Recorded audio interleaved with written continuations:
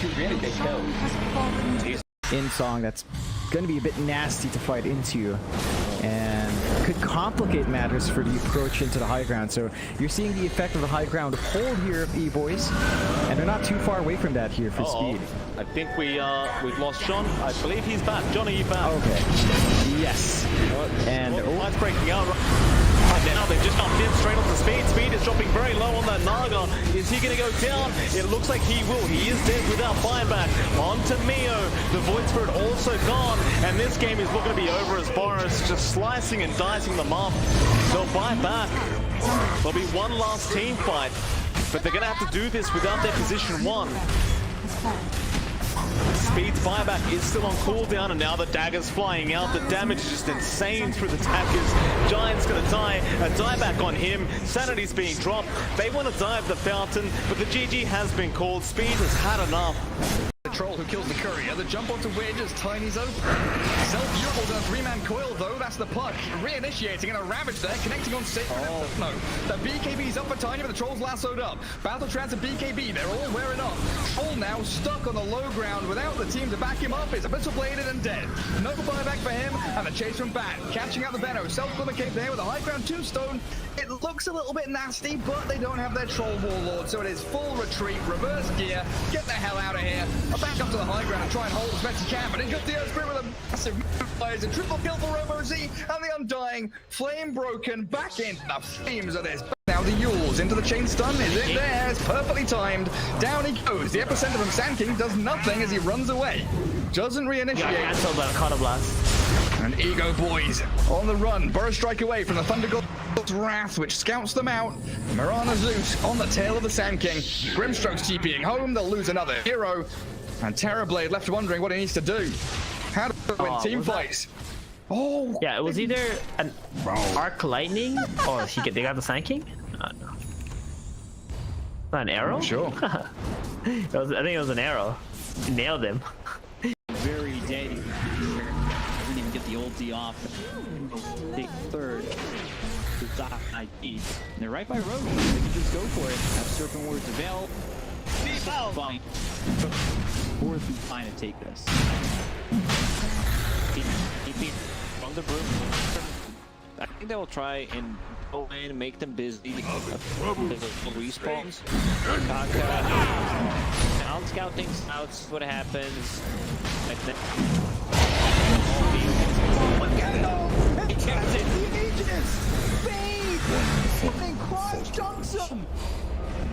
Still worth it. Die a second time, but out of the hidden fly G fade. Yeah, there are the tips even from the enemy team because it was a big one. Just delaying that. Slam into the old. So they have to wait for that team to really be comfy. They do have a Hex up now as well on Annihilate though. So they've got additional control coming in here for the side of 2-base, widening that lead. 10k up now on the side of 2-base. That's with your Naga Siren on E-Boy side at 28k net worth, 2k above the PA. It's just that 2k at this point in the game is not much. It's not even a full item already. Smoke on smoke, John, but they have the high ground advantage. And Z-Freak, he's going to break the smoke, but make the jump in. E-Boys, they want to fight with a great song out from Speed to set up another nice spot. They drop the Will-O-Wisp onto 3 heroes. They are trying to get away, but Annihilate immediately bursted down by Speed. Meanwhile, Z-Freak trying to fight this one out. Boris jumps. There goes Albino Zebra, but Boris, he's dropping very quick to Speed's damage. Speed doing its work already. Boris gets Ronabe tossed up, still making the blink strike in, does kill off AA, is still on the run, gets the blur off as well, and he just dispels everything as he just TPs in front of Speed's face. Ego Boys wanting to mount a defense. 2-man coil from Yodomi though, the Venom and Undying all trapped up and then run up Wedge with a Ravage landing. They'll catch 3 of them on the outskirts. The Troll can't really enter the fight, but the Will-O-Wisp is dropped and the Alchemist on top of that. Poor Sacred Boy.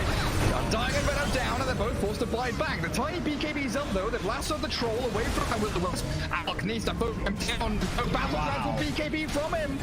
Oh dearie me. It's a block. Troll dead, but no buyback. Couldn't get a single spell off. He's got BKB, he's got Battle Trance, not a single. Right now, not this Wraith King. That's what I meant earlier. with the TV. Like, he needs to see the Kato blink on him there instead of trying to fight that Wraith game versus Kato. Starting to get a little bit risky, it feels like. Terrorblade coming back up in 20 seconds. 3 heroes alive here from Ego Boys. Zeus is up as well. Got the Nimbus. Boris strike away, but in Nimbus, the overlapping circles, overwhelming damage and control. Even Olympus on top, and they make the jump deeper, diving onto Tano. Say goodnight to your trans. Not a single button was clicked. No, could not. The Venomancer having to died right away. Undying also died right away. He got the Tombstone off, but that was it. He's got to let one of his teammates go in first, get the Tombstone, heal his teammates off, being the first one to make contact. Oh, rules. There's no BKB Tiny, so he's gonna get kicked, chased in behind the tier 3s, the puck, everyone is just all Tiny alone. Down he goes, and this Alchemist goes past tier 4. Pistol Blade on the Undying, absolutely right, Theban, slays the zombie. And well, the Zeus is just bolting everywhere. Where can I ward? Mine is truly a blessing. they're going for the Zeus. There we go. It's a good smoke gank. But the Moonlight Shadow and the fact that Mars is here backing him up. They see the Zeus, they make the jump, they miss the Burst Strike. Mars, he's got Arena, they've got the Nimbus too. Do they defend it? Do they run? Mars can't decide. He'll come in now, try and defend him up, and Zeus is incredibly tanky. Sacred dies before the Zeus does. Robo Z still turns and fights, soulbound but gone. But he yules up, or the Ember Spirit's gonna catch him out. Oh, he's got no remnants left. They lose 3 heroes just to kill the Zeus. Was it worth it? Well, Gary. Crit onto the stroke. Here come the TPs. Reincarnation gets Supernova over the top of the reincarnating Wraith King. That's a lot of damage on the Burner with a TB met BKB. Chase towards the Zeus now, but alone. Dreaded. Robo-Z with a double kill. Now the chase towards the TB and the Grim. Cottle Mars. They've got Arena to make the move. And it's just a zap in from the Zeus. The blink forward as he keeps on going. There's a Thunder. He's got 10-1 charges too. Good turn here. They'll cancel it out. The Spear not missing this time. Drakeel makes damn sure he claims the kill, and the chase onto the Grimstroke. He's come back into this with a buyback and then dieback. It's an ultra for the Robo-Z. Wherever he wants, all by himself, farming up away from his team, and then the keeper can just relocate him to the fight. Cottle jumped on and soulbind. And they've got that spear and Colosseum forcing the Sandkeeping to stop initiating. Oh, it does as they turn the battle. Yule's into the air. Arrow coming, but the spear has sent him away from it. The arrow catches the Phoenix. Drifting arrow slides on through, baiting them, and Ego Boys, they lose too. Unstoppable Drakeel Mars, unkilled, 6-0-11. Soulbound up those Zeus, they're chasing him forward. The Essence Ring already popped. He turns with his big damage, but not even enough to kill the Grimstroke. The spear, miles away, chucked at him. Will find that pickoff. A defense of the base, though, as the Ego Boys, they barely hold in that team fight. They don't have the Zeus here. The Reflection is going to do a lot of work against his Ratings Radiance. That was such a nice blink in to the Terror Wave, pushing the Zeus into Ego Boys' base, and then they got that Soulbind on him. Zeus did not expect that one bit.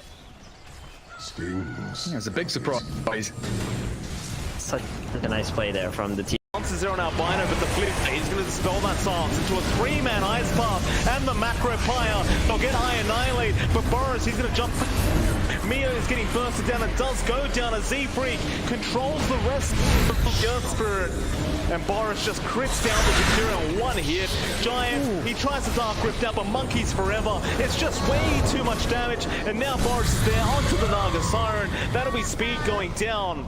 And Z-Freak is looking for the last one, and he has found him. Double A trying to escape with the Clip Cape. Z-Freak only 1 stone left to use. Is under attack. He spotted for a second, trying to TP, but you've got the roll there from Z-Freak. Thing is, he doesn't really have much help. Empyrean is finally going to come in. Boulder Smash and Silence is there into the Aeon Disc being procced. He's still trying to run away. As the fights get longer, it definitely gets easier. Meanwhile, on the bot lane, there's a TP here. I'm not sure what he's... He gets the ensnare, rather than the enraged leaps. As Crow going to come in to try and help out. Canis Vulpus also going to be there. The 8th Remnant does lock down Murderer. They may have the tier 2 tower, keeping them pretty darn safe, but Murderer, he wants to keep going. He does have the battle trance for the ages. But now Crow is going to be the only one to drop as they chase for more. Frugos, a nice blink in, does get Canis Vulpus, but the Dissimulate going to allow him to get away. And instead, they'll have to settle for the bottom tier 2 tower. I think Arkosh needs to do a better job at getting the thing to dodge his Aegis. You know, Pale Force TP's bottom, and now he's going to draw his whole team bottom to kind of protect him there. And they should probably just be trying to dodge, play the other side of the map. Because as you can see, now the Troll is going to go high ground. Pale Horse has no TP. He's top lane. This is actually a really big deal for the Tusk has no buyback as well. This could be game losing. Do they have the recall? Zebra actually going to be able to walk away here. Annihilate, not going to go too far. To pop that BKB charge. 8th Remnant not going to land a Zebra. Get nice silence on the Neo. Just so much damage, and now the Uzel catching out Giant. Boris has a stun in 1 second. Shoots the Astral into the Meteor Hammer. Giant once again has no way out of this. He's just double A. Oh, Z Freaky rolls in again. He finds speed on the Rick. There's your egg from Empyrean. Everything's just perfectly placed, and they are just gonna burst. No way out. For Electronic Boys as I annihilate. The backlines will get albino Zebra, and they call the GG. This game, it's gone. There is no coming back from this. And 2-based. They've done it again, John. Another 2-0 victory for themselves. In terms of series, still undefeated. And with secure those tier 4 items now. See who does a little bit luckier. Arkosh, I think they are going to need quite a bit of luck now because it is looking very, very rough. Yep, a lot of big item picks. Smoke from Byzantine. They have Abyssal on Troll as well as an Octarine on the Rider, so big item pickups there. They also have an Aeon Disc plus Prism on the Pangolier, so Pangolier looks huge. The Smoke is looking to connect on the Abaddon. Gremlo does break smoke. Canis going to catch out the Troll with the 8th Remnant. Murderer still going to rush in. He has that Abyssal to use, but he wants to find a different target. He will get... Pale Horse is very aggressive here. He click it all the way in. He gets lifted immediately. This one he gets. He's been taken down. Battle Fans is going to be there, taking out Pale Horse without buyback. Onto Gremlo. He just keeps attacking. The Whippers is going to be there, but Cubane, the Rolling Thunder, they will get go. Everyone just trying to retreat here from Arkosh, but they call. Oh, he's been caught out now, though. Maybe this is a bit too far as the 8th Remnant gets him, but perhaps Arkosh assuming that he had his team behind. And it did. The smoke rotation out. It's really difficult to go on this Troll. Ross takes the smoke immediately, but they jump back into it. He might die right away. He does. His Light Shader also getting caught out now. The Shark not going to lock anyone in, but they lose the fight. Murderer going to have to try and man fight this one out as the lasso is there, but it's not going to last too long. Pale Horse does survive through it. Now the battle trance there from Murderer back onto the Ursa with the Enrage. Going to keep him safe with the Aponic Shield. Very fast, but they're doing it very, very slowly, please. The Snowball is back now onto Murderer. They want to keep fighting, but you lose Crow, and now Pale Horse is back in massive trouble. He's trying to survive. He does die, and Canis Vulpus also going to go down. No buybacks left. Frugos is going after Goat and catches him with the 8th Rev. Zeus is stuck in the tree line here with no blink for a couple of seconds. The Terrorblade gets some good hits in, and Emerald Spirit is going to isolate Robo's. The rest of his squad nowhere near. Burner trying, but the BKB dodges the Raid Fire Blast. Great hold by the Ego Boys. He wants to find a Kata first though on the TV. He's getting his blink burned. Getting stunned up, Solar Bind, Abyssal Blade.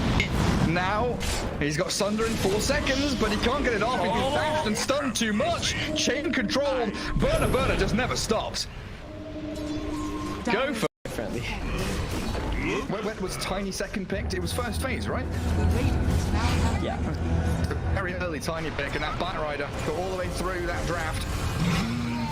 From Tiny, yeah, but the Abyssal Blade counteracted as Alchemist gets some good little hits in there. The bash has finally come, and alone, well, he's done. Drakeel, the Fountain, oh god, this attacked. No messing around with them. Has been killed. You know, Gary, there's truth in American Dota. One is Rifkin. The other one is Bye-bye, Titan. That's all he's got, but 10 seconds remaining on his supports to respawn. The last-ditch effort to defend your throne.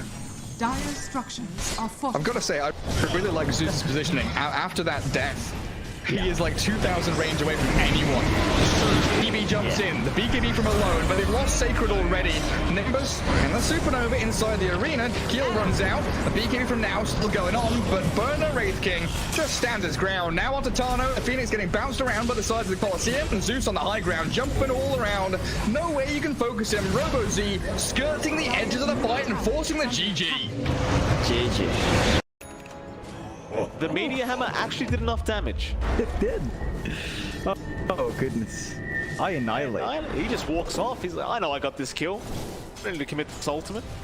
Be fine. Oh, you know the painful thing? That's another power that I Annihilate picked up. Another haste he makes use of. Just no rune control from E-Boys so far, costing them a ton. And they're going to have to give these stacks away to Giant as well. So you're not going to have that recovery stack for speed just yet. The battle for you is still a long way off though. Gonna move his way in, does spot out a very low Giant. He might be able to kill him off, but no, they do have the Hood of Defiance. The Freak with the Magnetize, trying to refresh it, trying to get the damage out. They do Astral up the Earth Spirit while Albino Zebra goes on to Annihilate. Speed chases him down. Annihilate trying to man fight this one out. They do kill off Albino, but Annihilate does also die. Back off, but Mio for a bit of a chase. He does pop the battle trance. Can he kill Crow off? It does look like he should be able to, but meanwhile, can he kill Crow off? He looks like he will, and he does, as we do see the jump back in from Pale Horse. But I don't think this fight's gonna go well, but Pale Horse needs to get out of there. Yeah, he definitely does, but he's gone. Ultra kill out from Murderer. Maybe Canis Volta's gonna just run away. Cubey now gonna catch him out, and now the Rampage coming in. Go, he does fall back. McCabe, aware off. That vision should have seen him. The Observer was there on the cliff, but they're going to leave him be. They're going to get to Roshan. No Rampage necessary here for Murderer. That'll be Roshan going to the Byzantine Raiders. And that's going to be big. They expended the buybacks early. Arkosh do not have the numbers to come in. They might catch Frugas. They might be able to aim both supports with no buyback here. It could be two really big kills. In Song, that's going to be a bit nasty to fight into, and could complicate matters for the approach into the high ground. So you're seeing the effect of the high ground hold here of E-Boys, and they're not too far away from that here for speed. I think we've lost John. I believe he's back. John, are you back? Okay. Yes. And light's breaking out right now. They've just jumped in straight onto Speed. Speed is dropping very low on that Naga. Is he going to go down? It looks like he will. He is dead without buyback. On to Mio. The Void Spirit also gone. And this game is looking to be over as Boris just slicing and dicing them up. They'll buy back. There'll be one last team fight.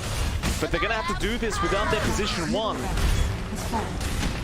Speed's buyback is still on cooldown, and now the dagger's flying out. The damage is just insane through the daggers. Giant's gonna die. A dieback on him. Sanity's being dropped. They want to dive the fountain, but the GG has been called. Speed has had enough. The troll who kills the courier. The jump onto Wedge as Tiny's open. Self-viewable down 3-man coil though. That's the puck. Reinitiating and a ravage there. Connecting on Sacred. No. The BKB's up for Tiny, but the troll's lassoed up. Battle Trance and BKB. They're all wearing off. Troll now stuck on the low ground without the team to back him up. Is abyssal bladed and dead. No buyback for him. And the chase from Bat. Catching out the Benno. Self-glimmer cape there with a high ground tombstone. It looks a little bit nasty, but they don't have their troll warlord. So it is full retreat. Reverse gear. Get the hell out of here. Back up to the high ground and try and hold as best he can, but in comes the Earth Spirit with a massive fires, a triple kill for Robo Z, and the Undying, flame broken, back into the flames of this. Now the Yules into the chain stun, is it there? It's perfectly timed. Down he goes. The epicenter from Sand King does nothing as he runs away. Doesn't reinitiate. Yeah, cancel the Counter Blast. And Ego Boys on the run. Burrow strike away from the Thunder God's Wrath, which scouts them out. Mirana Zeus on the tail of the Sand King. Grimstroke's TPing home. They'll lose another hero. And Terrorblade left wondering what he needs to do. How to win team fights. Oh! Yeah, it was either an Arc Lightning or they got the Sand King? No. Not an arrow? Sure. I think it was an arrow. Nailed him. Very dead here. Doesn't even get the ulti off. Big third. And they're right by Rogue. They can just go for it. Have Serpent Wards avail. Fine. Fourth and fine to take this. From the broom. I think they will try and go in and make them busy. Respawns. Out scouting scouts. What happens?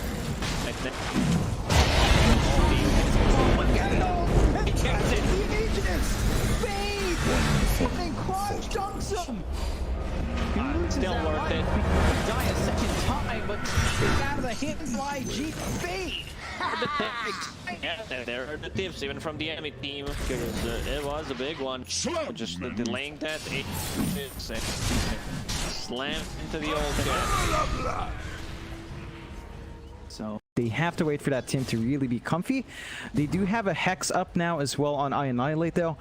So they've got additional control coming in here for the side of 2 base, widening that lead. 10k up now on the side of 2 base. That's with your Naga Siren on E-Boy side at 28k net worth, 2k above the PA. It's just that 2k at this point in the game is not much. It's not even a full item already. Smoke on smoke, John, but they have the high ground advantage. And Z-Freak, he's going to break the smoke, but make the jump in. E-Boys, they want to fight with a great song out from Speed to set up a nice spot. They drop the Will-O-Wisp onto 3 heroes. They are trying to get away, but Annihilate immediately bursted down by Speed. Meanwhile, Z-Freak trying to fight this one out. Boris jumps. There goes Albino Zebra, but Boris, he's dropping very quick to Speed's damage. Speed doing its work already. Boris gets Ronovate tossed up, still making the blink strike in, does kill off AA, is still on the run, gets the blur off as well, and he just dispels everything as he just TPs in front of Speed's face. Here you go, boys, wanting to mount a defense.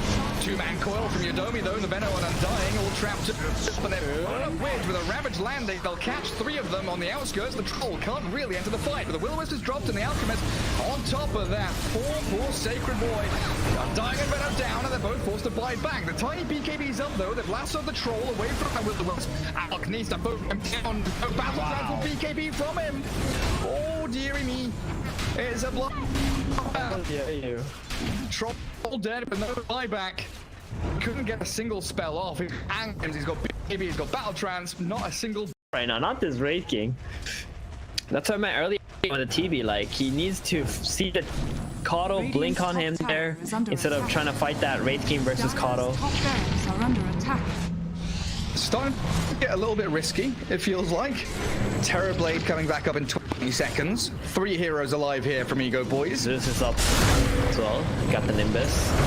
Boris strike away, but in Nimbus, the overlapping circles, overwhelming damage and control.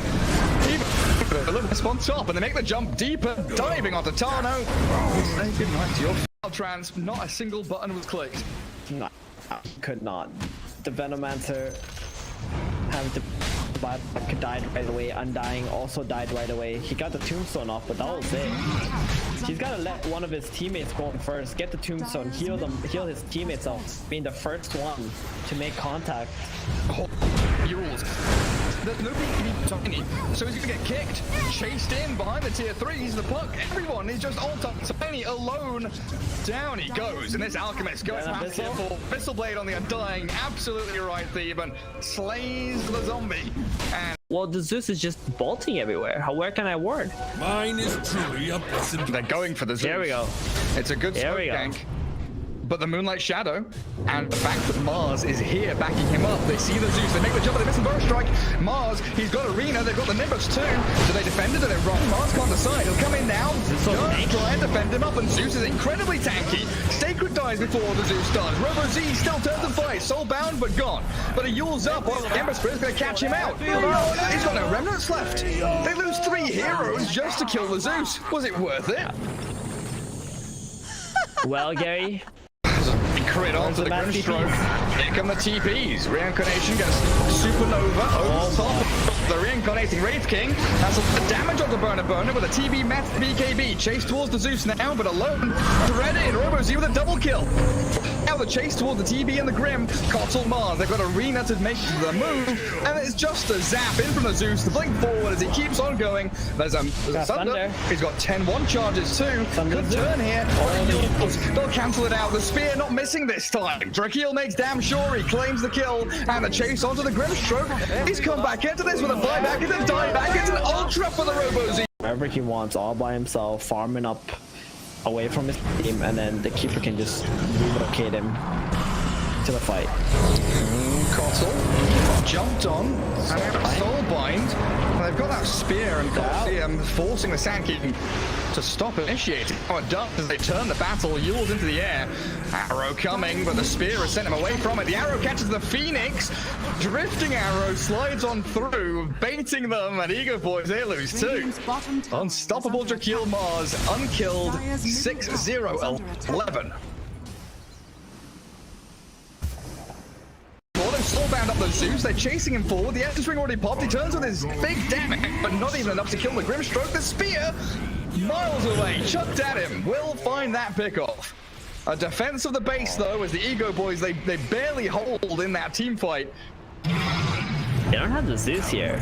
The reflection is going to do a lot of work against this Ratings Radiance. That was such a nice blink in to the Terror Wave, pushing the Zeus into Ego Boys' base, and then they got that Soulbind on him. Zeus did not expect that one bit. That's a big surprise. Such a nice play there from the team. Wants to zero an albino, but the flip, he's going to dispel that silence into a 3-man Ice Path and the Macro Pyre. They'll get high Annihilate, but Boris, he's going to jump. Mio is getting bursted down and does go down as Z-Freak controls the rest of the Earth Spirit. And Boris just crits down the Zakira on one hit. Giant, he tries to Dark Rift out, but Monkeys forever. It's just way too much damage. And now Boris is there onto the Naga Siren. That'll be speed going down. And Z-Freak is looking for the last one, and he has found him. Double A trying to escape with the Clip Cape. Z-Freak only one stone left to use. Is under attack. He spotted for a second. Trying to TP, but you've got the roll there from Z-Freak.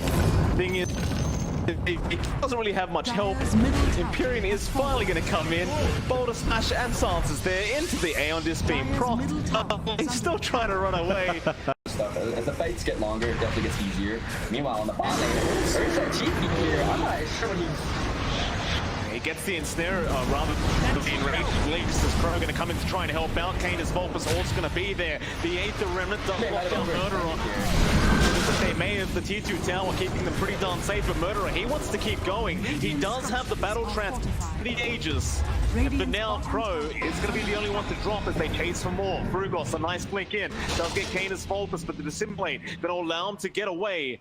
And instead, they'll have to settle for the bottom tier 2 tower. I think Arkosh needs to do a better job at wrecking the thing to dodge his Aegis. You know, Paleforce TP's bottom, and now he's going to draw his whole team bottom to kind of protect him there. And they should probably just be trying to dodge, play the other side of the map. Because as you can see, now the Troll is going to go high ground. Paleforce has no TP. He's top lane. This is actually a really big deal for the Puck has no buyback as well. This could be game losing. Do they have the recall? Zebra actually going to be able to walk away here. I Annihilate, not going to go too far. To pop that BKB charge. 8th Remnant not going to land a Zebra. Get a nice silence on the Neo. Just so much damage, and now the Yule's catching out Giant. Boris has a stun in 1 second. Shoots the Astral into the Meteor Hammer. Giant once again has no way out of this. He's just... Double A, Z-Freak, he rolls in again, he finds speed on the rig. There's your egg from Empyrean. Everything's just perfectly placed, and they are just gonna burst. No way out for Electronic Boys as I Annihilate. The backlines will get Albino Zebra, and they call the GG. This game, it's gone. There is no coming back from this. And 2-based. They've done it again, John. Another 2-0 victory for themselves. In terms of series, still undefeated. And with secure those tier 4 items now. See who does a little bit luckier. Arkosh, I think they are going to need quite a bit of luck now because it is looking very, very rough. Yep, a lot of big item pickups. Smoke from Byzantine, they have Abyssal on Troll, as well as an Octarine on the Rider, so big item pickups there. They also have an Aeon Disc, plus Prism on the Pangolier, so Pangolier looks huge. The Smoke is looking to connect on the Abaddon. Gremlo does break smoke. Kane is going to catch out the Troll with the Aether Remnant. Murderer still going to rush in. He has that Abyssal to use, but he wants to find a different target. He will get... Pale Horse is very aggressive here. He click it all the way in. He gets lifted immediately. This one, he gets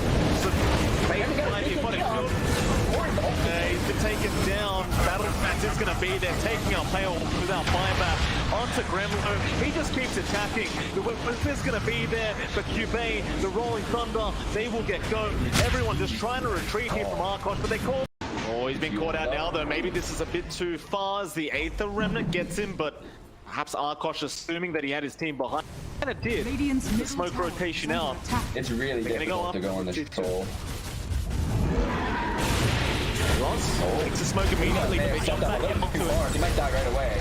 He does. His Light Shader also getting caught out now. The Shark not going to lock anyone in, but they're willing to fight. Murderer going to have to try and man fight this one out as the lasso is there, but it's not going to last too long. Pale Horse does survive through it. Now the battle trance there from Murderer back onto the Usurpedian Rage. Going to keep him safe with the Aponic Shield.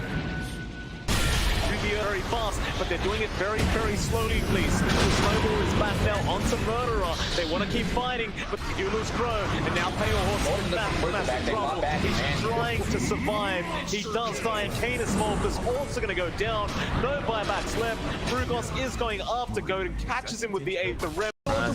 Zeus is stuck in the tree line here with no blink for a couple of seconds. The Terrorblade gets some good hits in, and Ember Spirit is going to isolate Robo's. The rest of his squad nowhere near. Burner trying, but the BKB dodges the Wraith Fire Blast.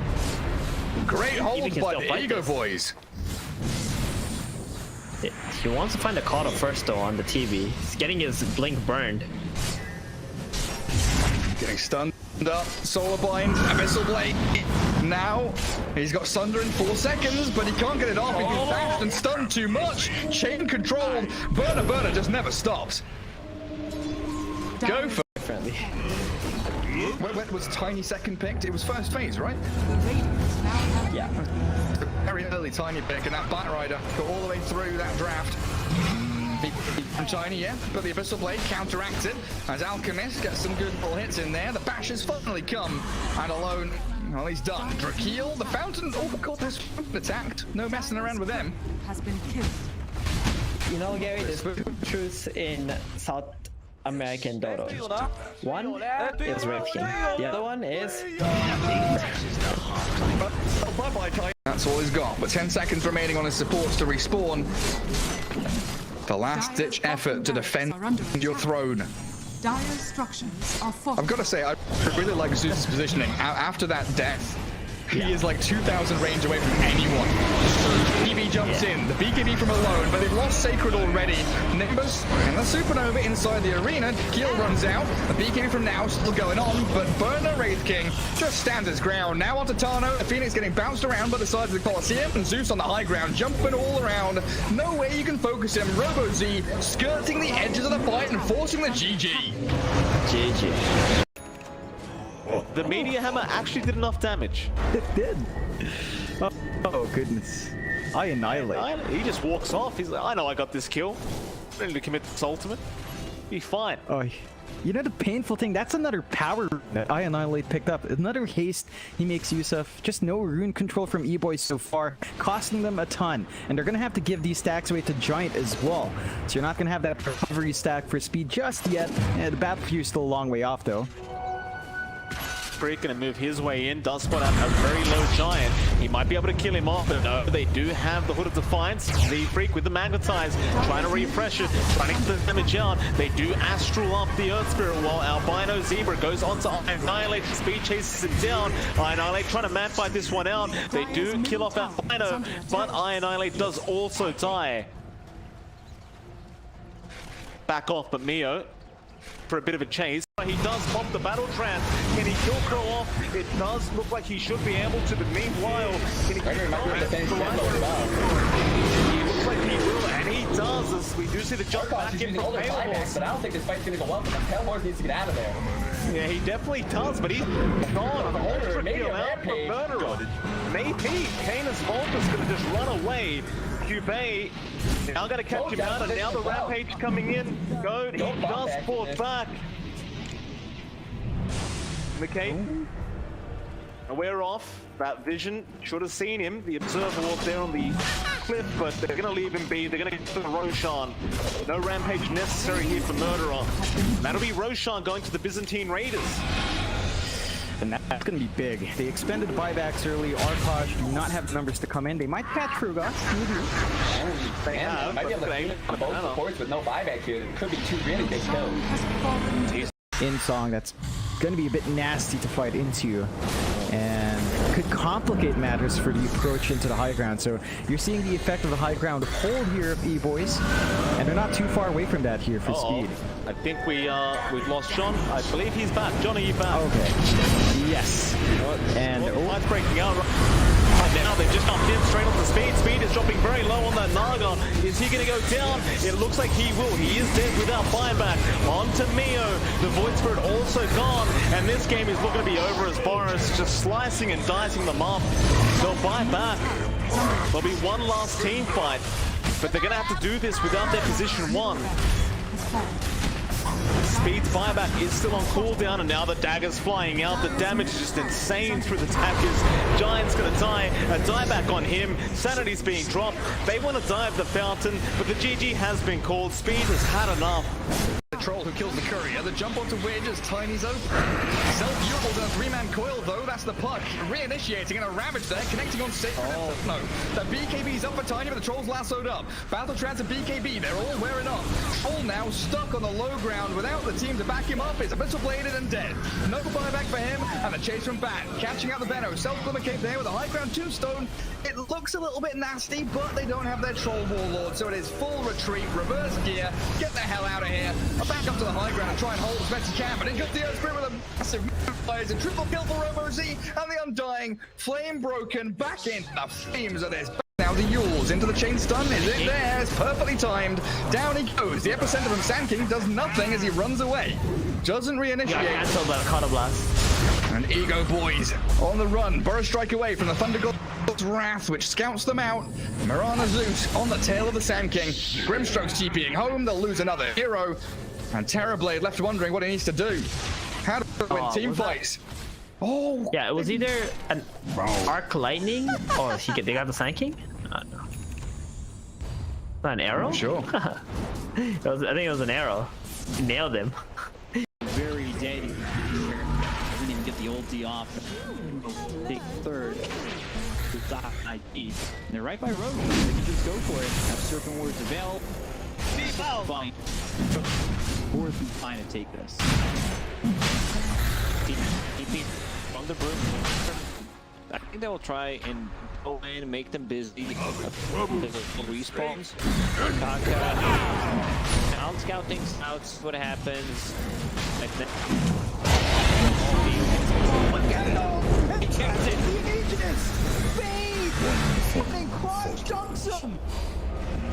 Still worth it. Die a second time, but it's out of the hands by GB. Yeah, there are the tips even from the enemy team because it was a big one. Just delaying that. Slam into the old. So they have to wait for that team to really be comfy. They do have a Hex up now as well on Annihilate though. So they've got additional control coming in here for the side of 2-base, widening that lead. 10k up now on the side of 2-base. That's with your Naga Siren on E-Boy side at 28k net worth, 2k above the PA. It's just that 2k at this point in the game is not much. It's not even a full item already. Smoke on smoke, John, but they have the high ground advantage. And Z-Freak, he's going to break the smoke, but make the jump in. E-Boys, they want to fight with a great song out from Speed to set up a nice path. They drop the Will-O-Wisp onto 3 heroes. They are trying to get away, but Annihilate immediately bursted down by Speed. Meanwhile, Z-Freak trying to fight this one out. Boris jumps. There goes Albino Zebra, but Boris, he's dropping very quick to Speed's damage. Speed doing its work already. Boris gets Ronabe tossed up, still making the blink strike in, does kill off Double A, is still on the run, gets the blur off as well, and he just dispels everything as he just TPs in front of Speed's face. Here you go, boys, wanting to mount a defense. Two-man coil from Yodomi, though. The Venom and Undying all trapped. But they're on a wedge with a Ravage landing. They'll catch 3 of them on the outskirts. The Troll can't really enter the fight, but the Will-O-Wisp is dropped and the Alchemist on top of that. Poor Sacred Boy. Undying and Venom down, and they're both forced to bite back. The tiny BKB's up, though. They've lassoed the Troll away from the Will-O-Wisp. Alk needs to boot him down. No battle plan for BKB from him. Oh, dearie me. It's a block. Troll dead, but no buyback. Couldn't get a single spell off. He's got BKB, he's got Battle Trance, not a single. Right now, not this Raid King. That's what I meant earlier on the TV. Like, he needs to see the Kato blink on him there instead of trying to fight that Raid King versus Kato. Top barracks are under attack. Starting to get a little bit risky, it feels like. Terrorblade coming back up in 20 seconds. 3 heroes alive here from Ego Boys. Zeus is up as well. Got the Nimbus. Bar strike away, but then Nimbus, the overlapping circles, overwhelming damage and control. Even on top, and they make the jump deeper, diving onto Tano. Say goodnight to your trance. Not a single button was clicked. No, could not. The Venomancer having to buy back died right away. Undying also died right away. He got the Tombstone off, but that was it. He's gotta let one of his teammates go in first, get the Tombstone, heal his teammates off, being the first one to make contact. Oh, rules. There's no BKB tiny, so he's gonna get kicked, chased in behind the tier 3s, the Puck, everyone is just all tiny alone. Down he goes, and this Alchemist goes past here for Pistol Blade on the Undying. Absolutely right, Theban. Slays the zombie. And well, the Zeus is just bolting everywhere. Where can I ward? Mine is truly a blessed. they're going for the Zeus. There we go. It's a good smoke gank. But the Moonlight Shadow and the fact that Mars is here backing him up. They see the Zeus, they make the jump, they miss the Burst Strike. Mars, he's got Arena, they've got the Nimbus too. Do they defend?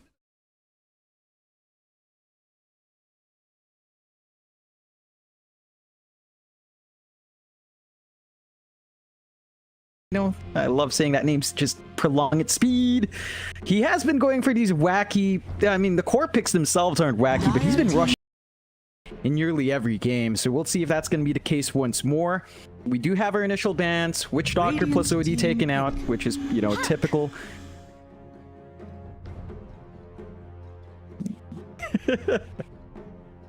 No problem, Mike.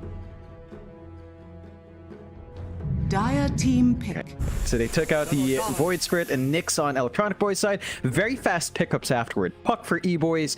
Felt going into that Shadow Shaman. We're going to have to see if that's a 4 or 5. But already looking fairly solid. E-Boys again going out to the Spirit Breaker immediately. So they've got this flexibility with a Puck. Maybe going to support Pause 4. Maybe off lane here for E-Boys. Possibly mid as well. But felt seeing that flexibility on hand, Shadow Shaman up, they go Timbersaw. If that is a pause for Shaman, Timbersaw plus Shaman can be a pretty potent lane, especially once you hit level 3 is a really nice spot to get some damage out, so there's going to be a lot Felt can do in that off lane. And Electronic Boys, I mean, we haven't seen too much of the Spirit Breaker, it's been in and out. We'll have to see what they can get done. They've got some excellent reach with Puck plus Spirit Breaker at the least. So they've got this long-range reach that your Spirit Breaker can follow up with, and you can still draft around. We'll see what else they pick up. Love the Grimstroke ban here from E-Boys. They've done their research a bit. Felt has been constantly picking that Grimstroke up, along with the Nyx earlier on. So you can see that E-Boys, they've done their research. They do really want to work hard for that win here. 5 seconds remaining. Radiant team ban. Dire team ban.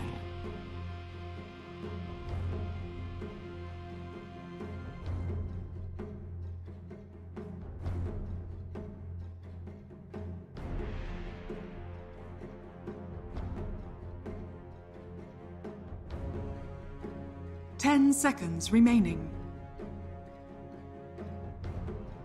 5 seconds remaining.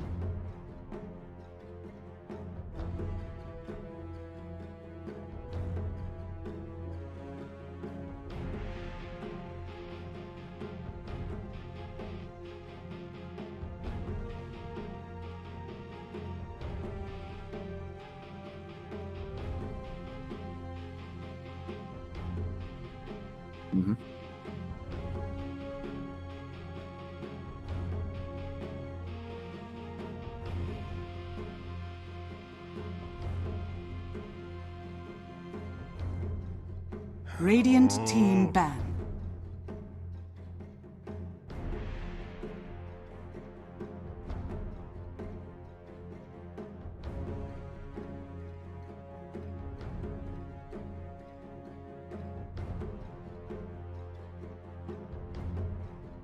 Yeah, Seconds remaining. 5 seconds remaining.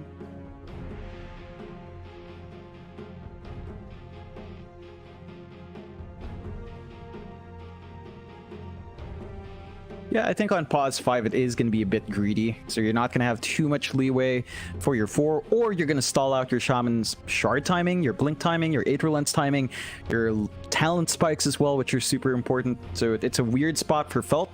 When it comes down to rotations, I feel like Shaman can actually get stuff done. It's just we don't see it often, because when you have the Shaman 4, you mainly focus on just winning out your lane. So I think, you know, Felt, because they picked the Timbersaw up early, they could find a lane that's not the best for the Timbersaw, but the Shadow Shaman can help you compensate, so they've got that sort of backup plan on hand for Fault if they wanted to. We'll still see what they build up into, whether or not it is going to be 4 or 5. They go with the Chak next, which is, again, interesting. This is a lot of push for Fault early on, right? Shadow Shaman, Jakiro melts these towers. The question is, who's taking the pause 5 role? I figured Jack should be in a 5 role, but it goes into your point. Neither of these supports really rotate the best. If they do want to rotate, it's going to take some levels up, especially in Jakiro. You're going to need some value points in, say, Ice Pad if you want to get some catch down mid.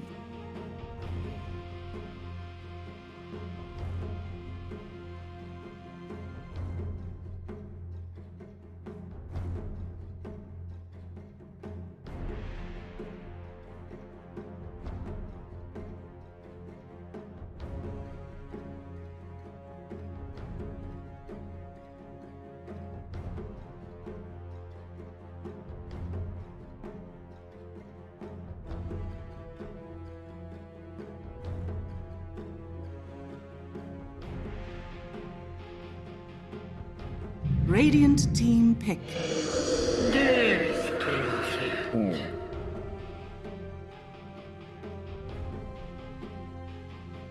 Yeah, this...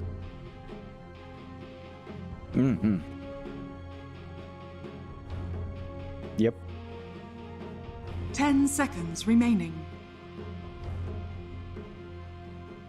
I think they're just keeping it flexible. They have no clue what Felt wants to take down mid yet, so they're taking two different sort of mid laners to take control, depending on what Felt picks up. So you can see the puck mid or the DP mid, or the puck off or DP off. Both options are pretty stalled in either role, and you can kind of just re-strategize around certain timings depending on who's mid. Felt, though, seeing these options, could just go for what they want. Like, when you flex this hard on E-Boys, that does mean there might be a bit of an identity crisis or a lack of overall meta plan here for E-Boys, right? Like, you're trying to leave all options open, but when it boils down to it, maybe those options don't work out well, and that's something Felt can abuse. I mean, they still got solid push with Shadow Shaman Jakiro, regardless of playing against a DP or puck. You already talked about the Ice Path being really good.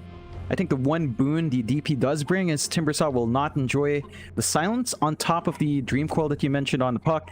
It's not going to be a very easy Timbersaw game in terms of zipping in and out, for sure. So the E-Boys do have control for that rather annoying hero on hand at the least. But Felt, they seem to be caught off guard here, digging deep into reserve time. Dire team pick. Tiny.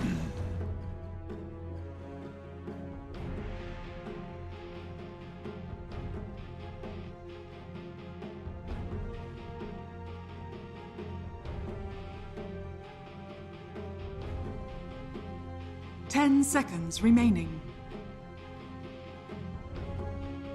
5 seconds remaining.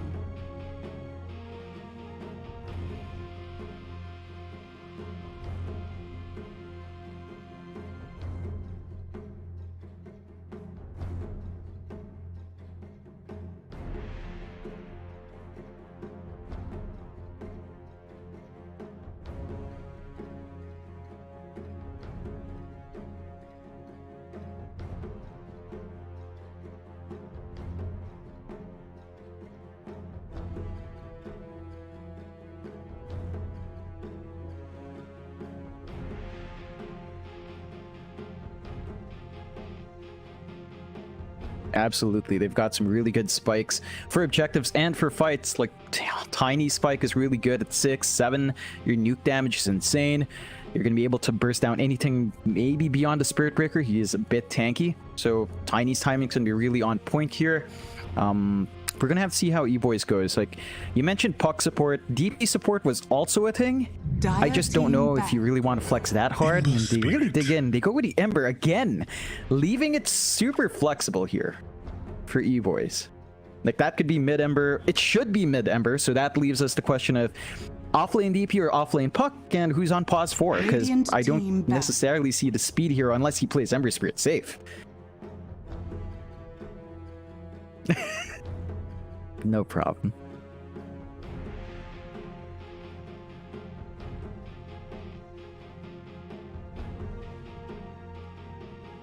Ten seconds remaining. 5 seconds remaining.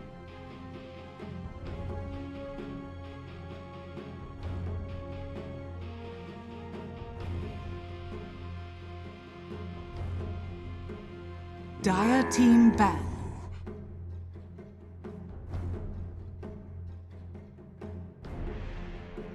It is. The moment they start falling behind, like say your pause 4 puck, Radiant team doesn't hit ban. level 6 timing, doesn't hit Ewell's or Blink timing, it becomes really hard for those kinds of supports to catch up.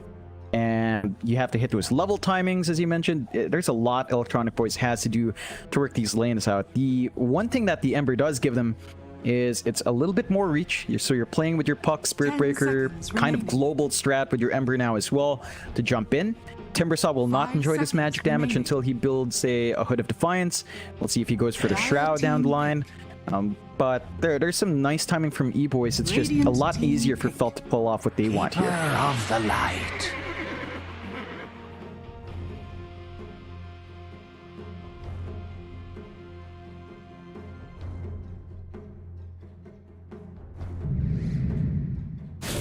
Drow Ranger. You may now select your heroes.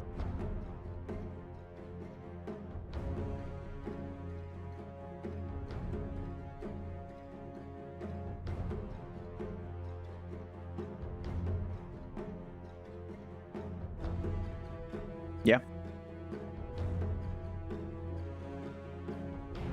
Yeah, I mean, he's got a lot of heroes to toss out front first. He's got the silence in case he gets jumped.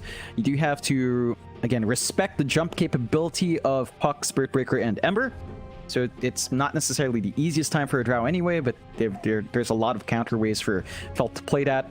Electronic Boys going for the Coddle. It's another support that's really greedy. Like, DP, Ember, Puck all need levels. Spirit Breaker doesn't want to hang around sub 6 for a long time. Coddle wants an Ags. There's a lot of timings Electronic Boys will have to work out here.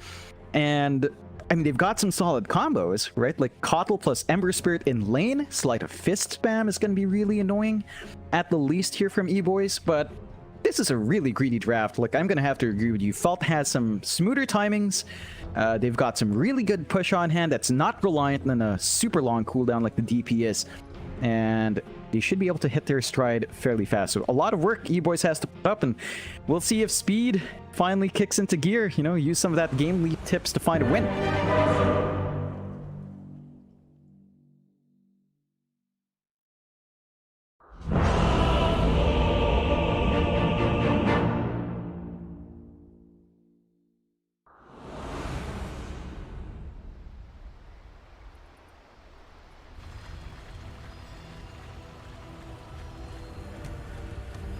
Prepare for battle.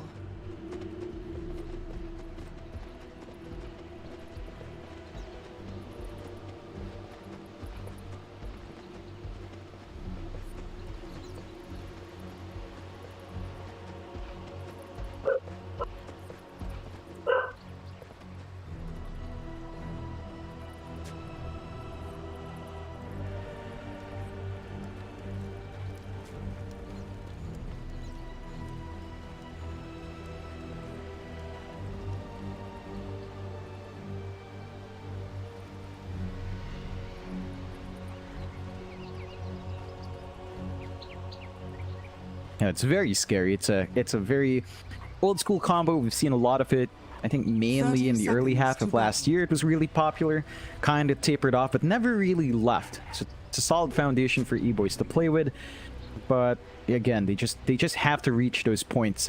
You also worry about the Hex on the Shadow Shaman here. Like you talk about something like the Ember, you know, he wants to jump in and out. This Hex from Tana is going to be really important, which again re-emphasizes the priority on our Shadow Shaman for some of those timings. And I think as long as you hit those times, especially the Aether Lens and Blink, then you're going to have enough control to keep something like the Ember locked in. So no shenanigans here for these first bounty runes, 2 each for both sides, but we'll have to see how these lanes unfold. We are seeing Albino Zebra work his way up top, as you mentioned, and he is going to be in that Ember lane.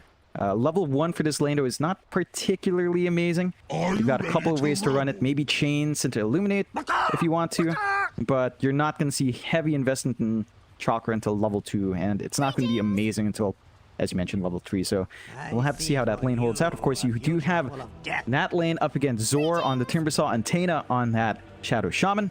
So there's a lot of potential here as well. Level 1 is also not that amazing, but once you hit that level 3 spike with a Hex, with the Ether Shock coming in, and with the Whirling Death coming in when you come in for last hits as well, it can be annoying. So there's a lot of back and forth there, but I think I should be on the Coddle.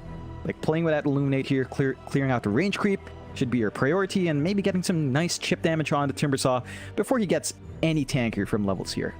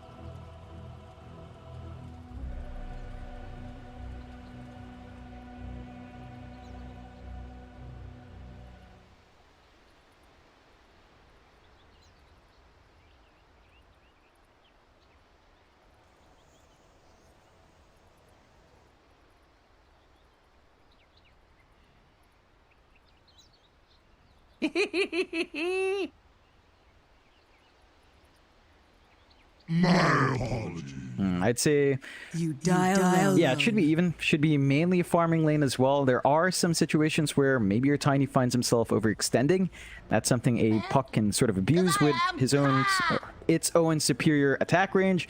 The silence is going to be really important here for Mio, using that using that Waning Rift out to control our Tiny, to control Tay, and get some additional farm should be really the name of the game. So a back and forth farming lane, really important for power runes. Like both of these heroes want those power runes up. Puck has the advantage in that sense because of the orb. So Felta's going to have to step it up with some support rotations to prevent the Puck getting too much value from an early bottle here.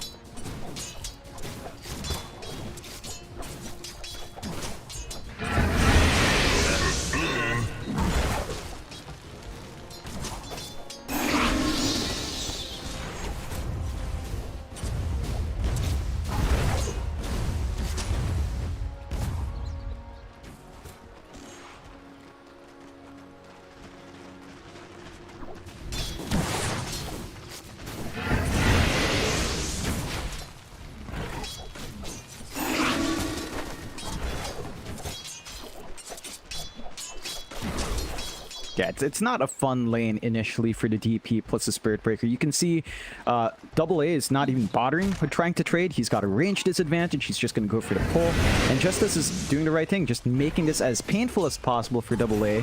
And this is one of the things with Spirit Breaker as well. Like, if you don't manage to use, say, a level 1 Greater Bash, with just Charge of Darkness, you don't do much in the lane. So he's just going to have to try and soak up and get some steady EXP. But Justice is making this really annoying. And look at AA, less than half HP. Gonna run out of tangos soon enough.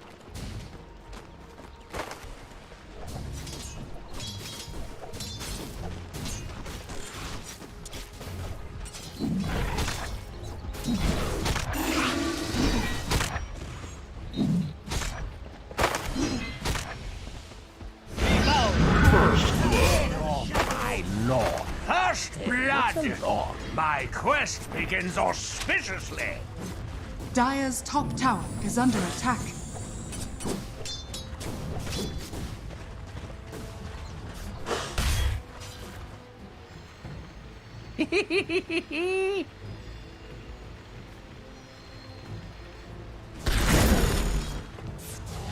Yeah, but this is what E-Boys need to do in this lane, right? Like, they realize Speed goes for the Sleight of Fist plus Chains build. If they just root him down with the Illuminate flying out, play with a spam that you do have on hand with level 1 Chakra, then there is a lot of magic damage early, and Zor is not the tankiest against that damage, so you're gonna have to watch that back and forth.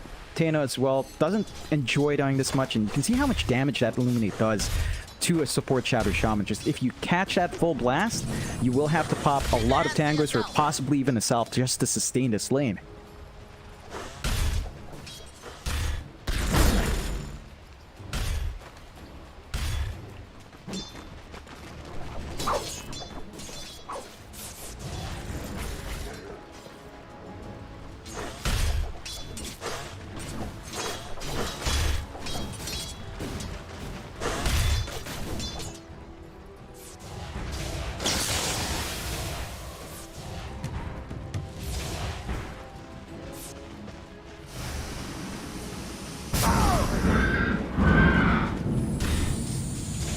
Oh.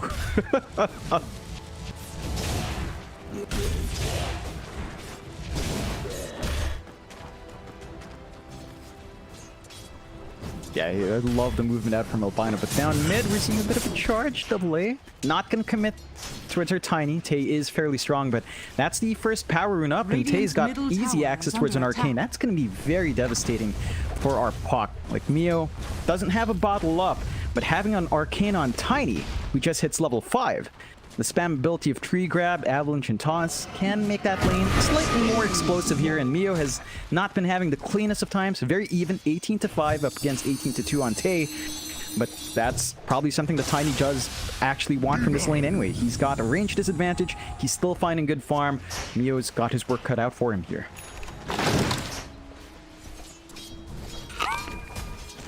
Dire's top tower is under attack.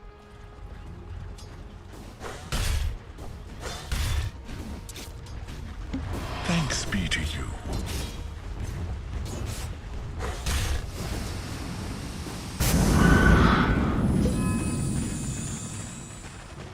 Gold for me. Fortune's change.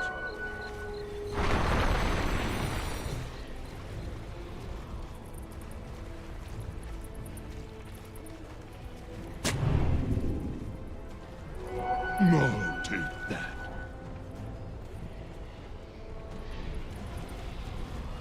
Oh.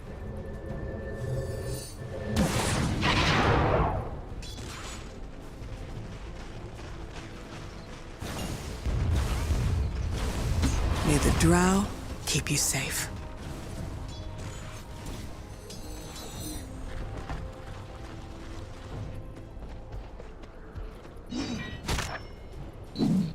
No, it's a pretty rough time in terms of finding a spot to be in.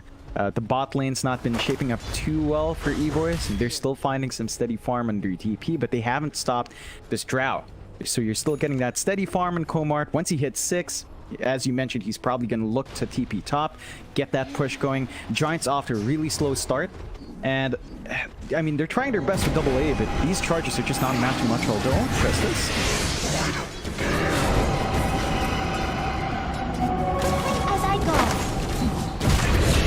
Oh, You die alone. Blown out on a cold wind. You took that shape too far.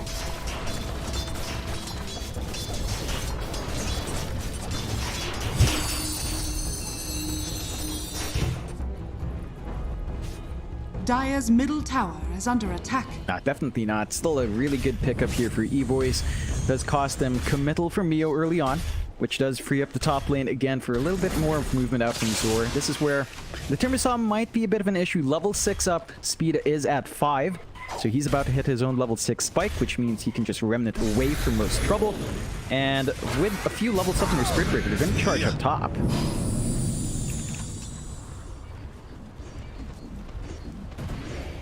Dire's top tower is under attack. Chained in searing heat. Flames clear the way. That is one voice in my head.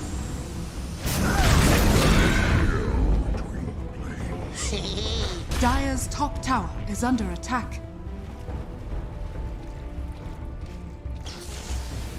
Yeah, and if you compare that to the movement from E-Boy's bottom, I think that's much more preferable. Although, speaking of, Komar drops again. You might wish to retract your last move. Dire's top tower is under attack.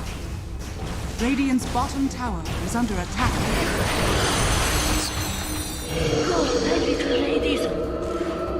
Speed. Radiant structures are fortified. Invisibility. Radiant's bottom tower is under attack.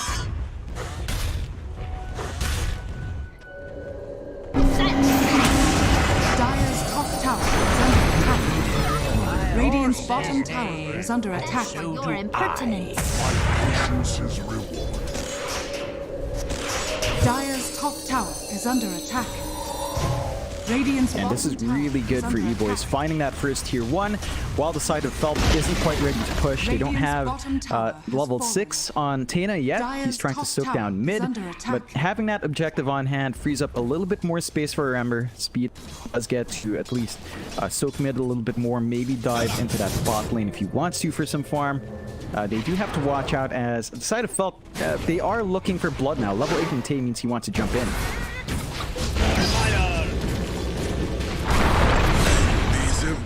Well. Dire's middle tower is under attack. Dire's structures are fortified. I almost trust you. Dire's top tower is under attack.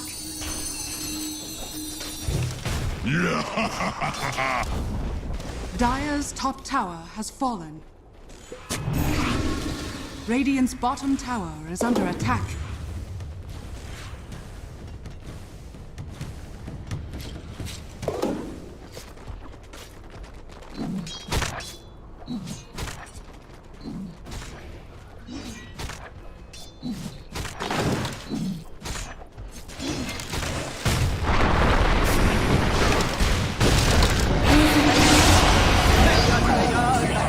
To the other side.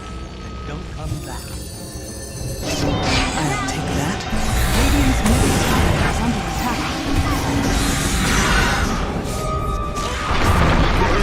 Get blood from a stone.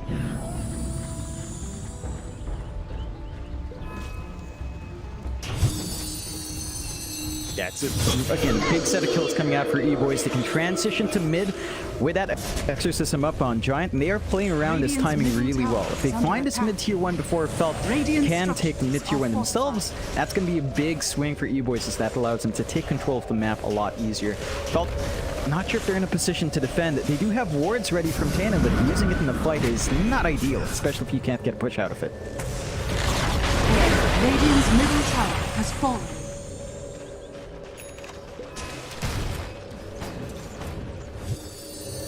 Dire's top tower is under attack.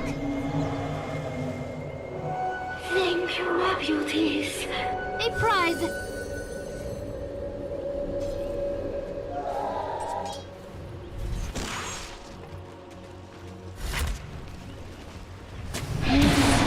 Dire's middle tower is under structures are fortified.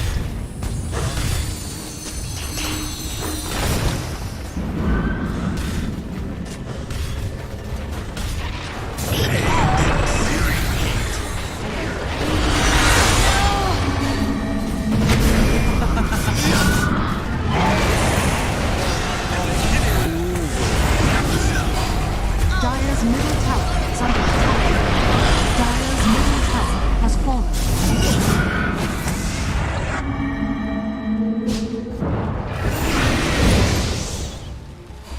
Ooh.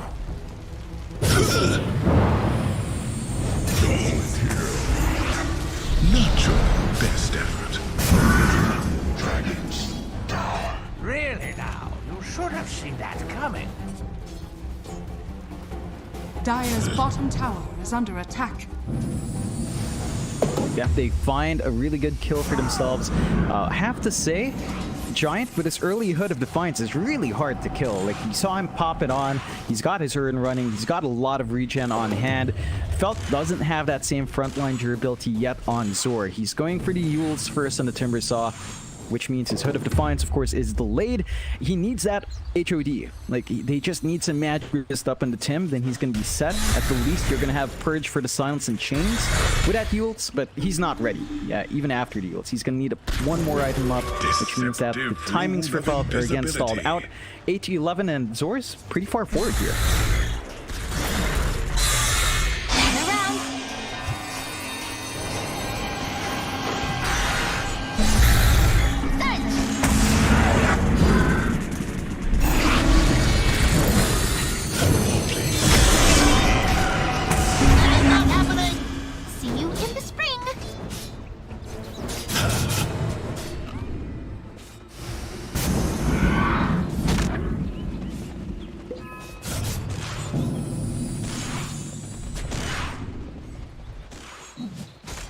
Yeah, I mean, they're not too worried about losing movement across map. They're really mobile. Like, AA doesn't need to commit to TP to get around. Speed as well doesn't necessarily have to TP as an Ember Spirit, and your Puck is also highly mobile, so you can be all across the map without losing too much in potential farm. The best Felt can do is just use that time to get farm up on their Drow, as you mentioned. Dragonlance is up on Komart. Gonna go for the Yasha next. Our key timing here really has to be Tay. He needs that blink up to enable Felt to buy even more space out, follow up in the Tim. You can see how long it took our Timbersaw to die. Even without that HOD, Hood of Defiance, I mean, even without that, it took a while for Zor to die out. And if you did have a blink, you might have been able to jump into the back line and punish some of that overextension.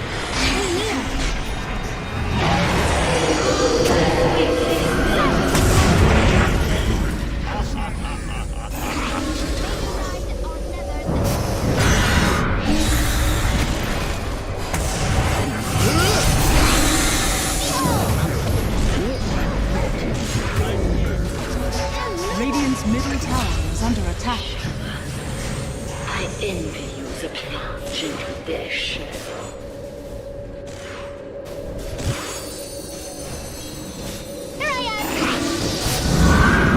Yeah, they are hitting their spikes really well. Again, they're playing around Exorcism quite brilliantly. Not able to transition into a push though, but they are meeting a lot of timings, and Komart though catches me. I'll take that. Nothing.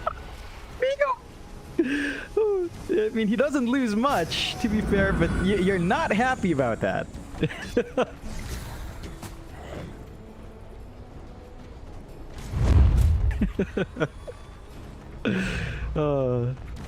Unfortunate. It happens to the best of us. Still a smoke out here from the side of Felt. They've got that Blink and Tay we've been talking about. They need to make something happen with it. They need a key pick off in the back lines here.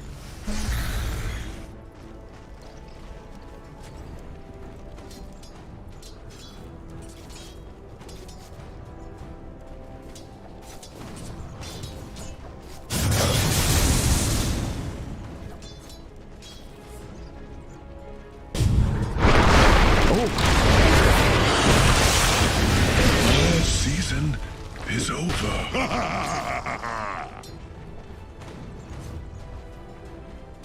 Oh, that is painful. Yeah, pretty greedy, just to stick that far out without expecting any punishment. So that is probably the best kill you could ask for with a blink reveal on Tay.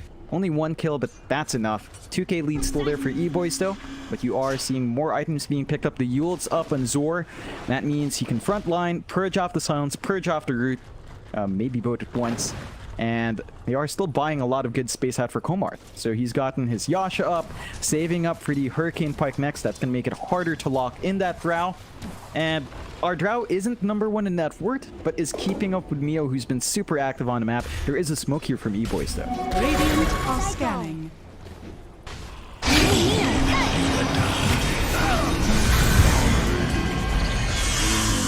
Radiant's courier has been killed.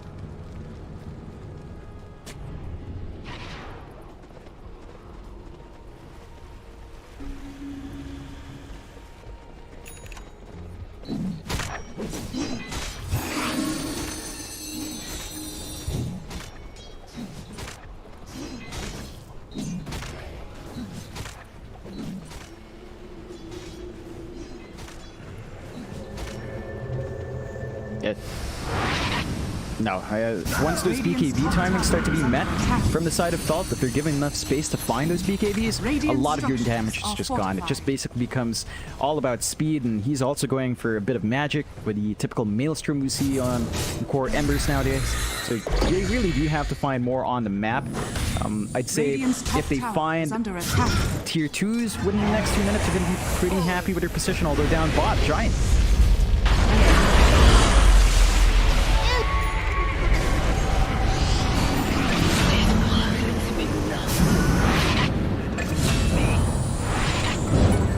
Many a grave is hidden in icy. Radiant's middle tower is though. under attack. Presumably a pity.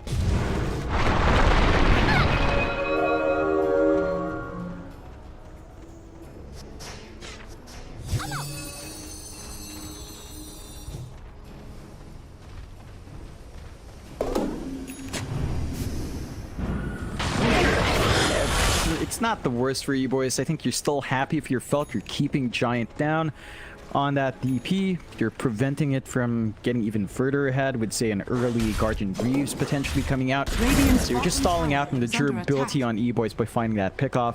And you force some movement out from the side of speed. So he's not farming up. He's trying to run around the map. He is trying to farm into the BOTs early on the Ember as well, which does mean that he's going to be trying to be more efficient while also joining these early fights. And we'll see if that pays off for speed. Good to see him not going for a Midas across all the series we've casted, but there's a smoke here from Felt.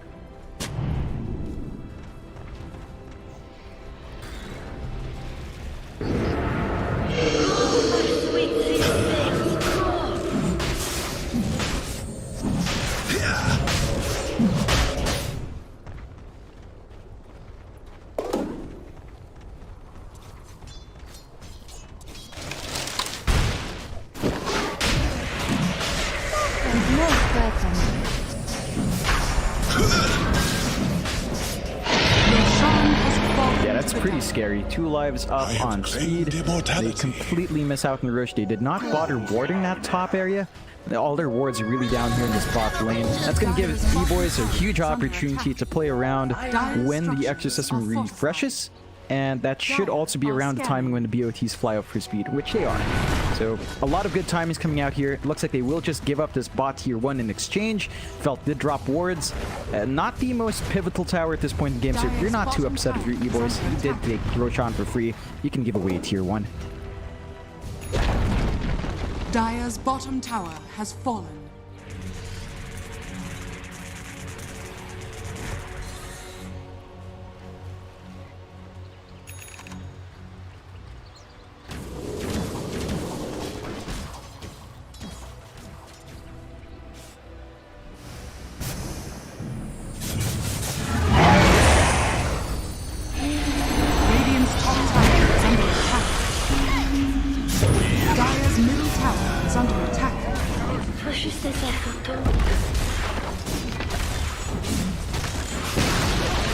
Radiant's top tower has fallen.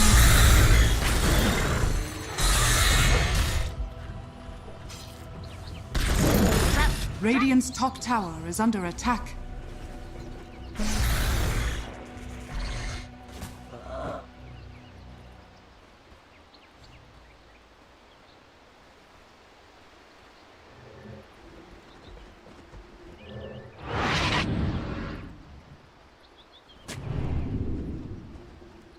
Yeah, that would have been a really big pickup for E-Boys if they did find a Drow while he was just kind of alone there. So good movement out from Comart. E-Boys now, they will have Exorcism up. I think they just want to keep pumping up, keep forcing these fights, play with the Aegis. Look at tier 2s now. So you're going to want to shove in the lane and pop the Exo, win a fight, and take a tower. That's going to be the game plan for E-Boys next. They've got some good vision down bot as well. This nice ward by the ramp, watching the outpost means that TP rotations for the defense is not going to be easy to pull off here for Felt. And they do manage to finally get that D ward in their triangle. They're still trying to get some farm up. Comart now working for that Manta style, does have the Hurricane Pike up, which is fairly nice in getting the Drow out of trouble. There's nothing that's really going to help them against the double life right now, though. Like, you've got Aether Lens up on Tana, level 15 talents way far off, Blink's way far off as well on our Shadow Shaman, so it looks like they might just have to go for a tower trade here. Dire's top tower is under attack. Dire's structures are fortified.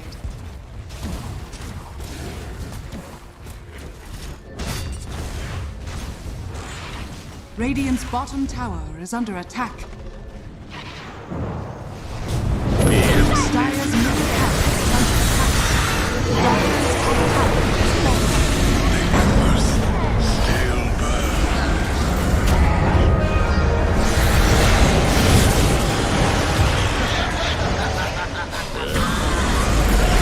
is fortified.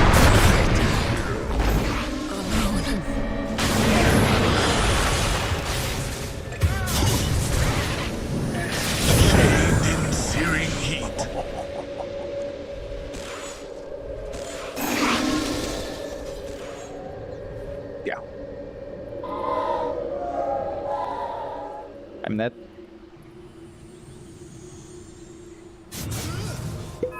oh, definitely. You're still finding the pickoffs.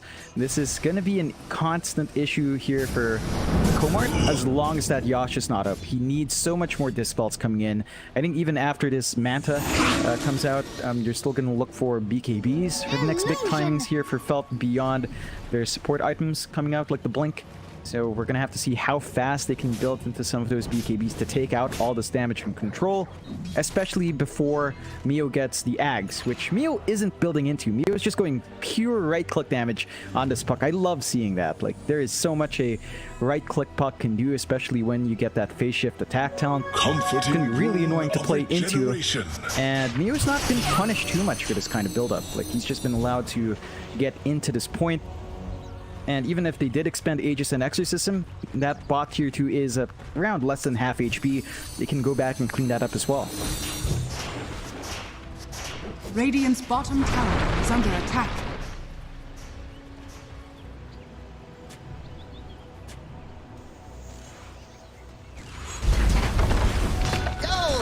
Dire's courier has been killed. I'll take that. Radiant's bottom tower has fallen. What?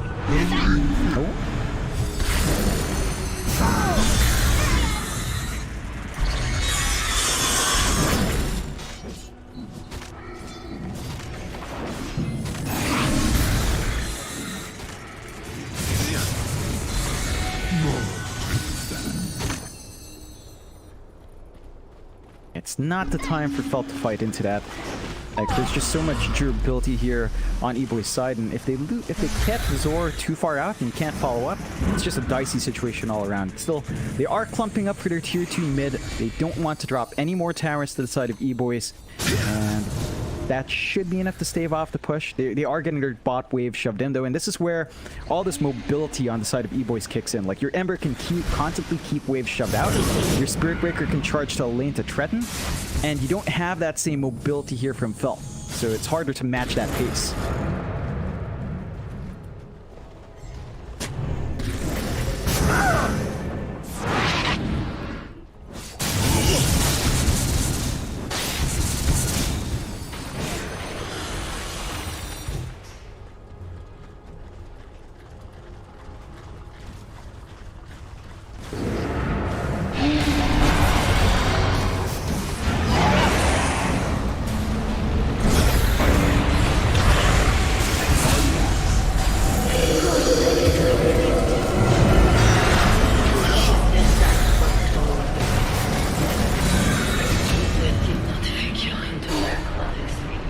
that you're dead, I find it easy to respect you.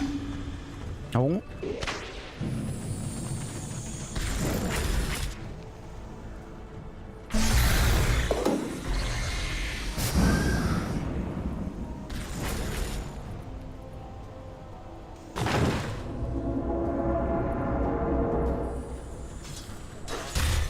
Yeah, it's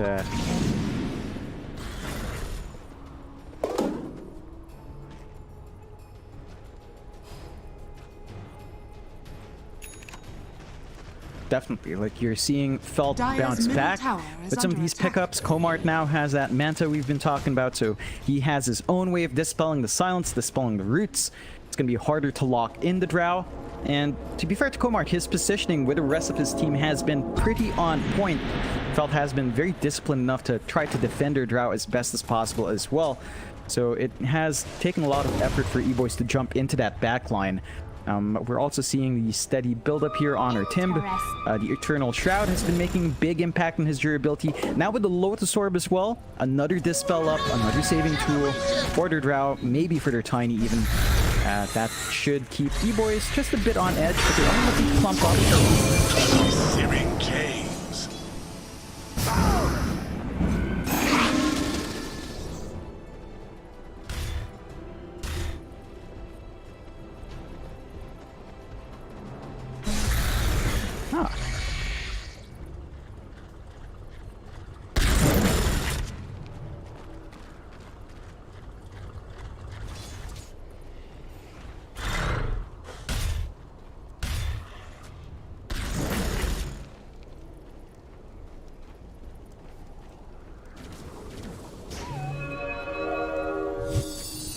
No, but I don't think you need to build too much when you've got that Chakra Magic combo. It's just so devastating. Getting all of those Sleight of Fists off, especially with your level 20 count up, you're jumping in.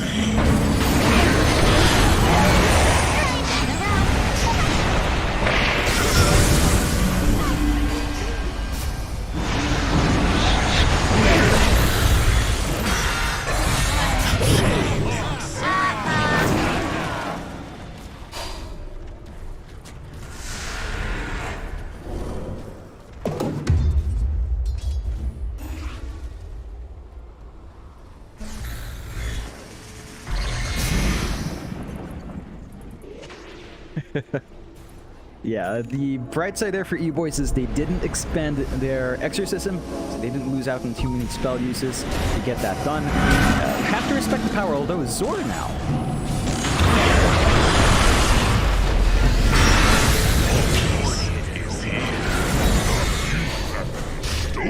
Ooh.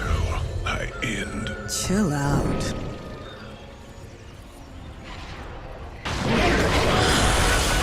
Dire's courier.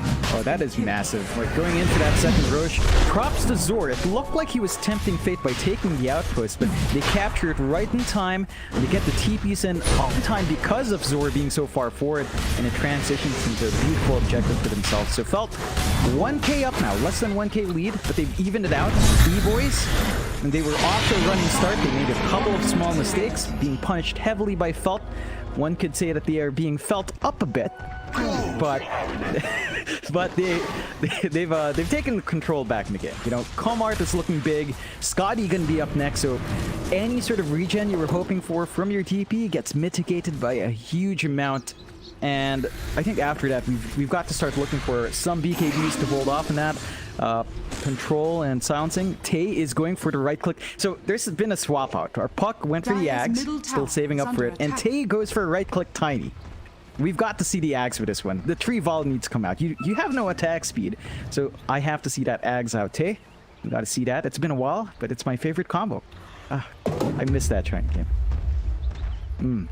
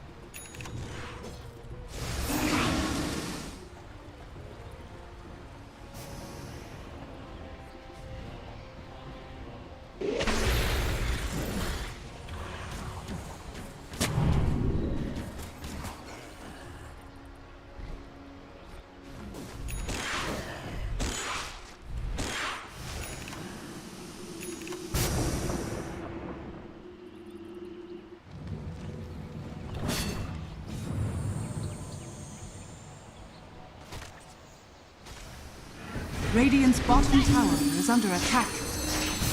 Yeah, I think they'd want to make use of that items that they've picked up, but there's a smoke here from Felt coming from that top jungle. Could be an awkward angle for E-Boys to expect here.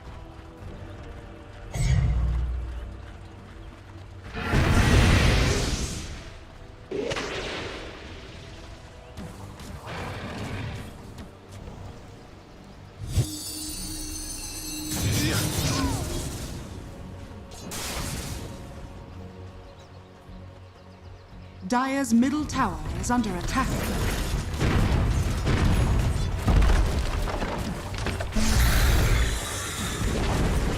Dire's middle tower has fallen. Radiant's bottom tower is under attack.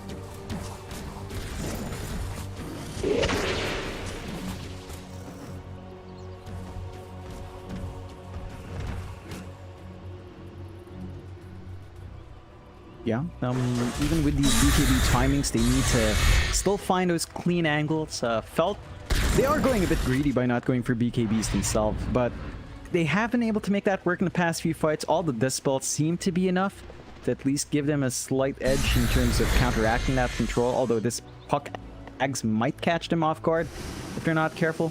But E-Boys are doing the right thing. They're just playing with the split push capabilities they've got. They've got recall from their Kotl anyway if they need to pull back for a defense.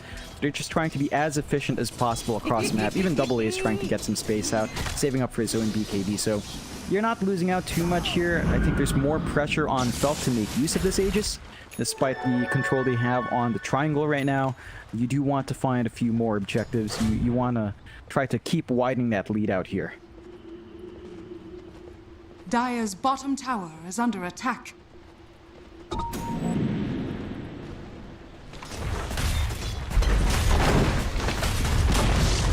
Dire's bottom tower has fallen.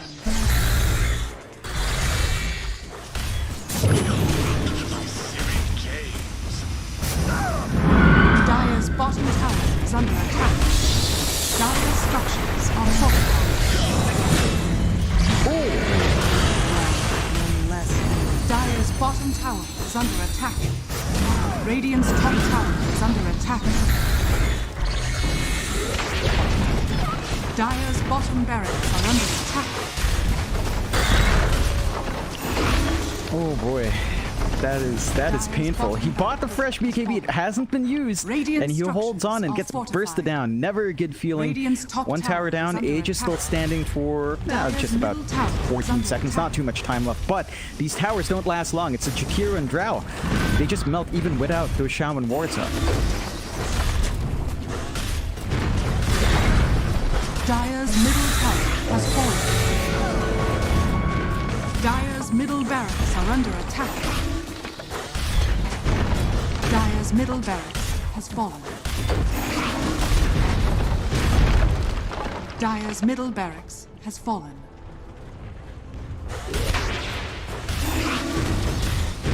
Dire's top tower is under attack.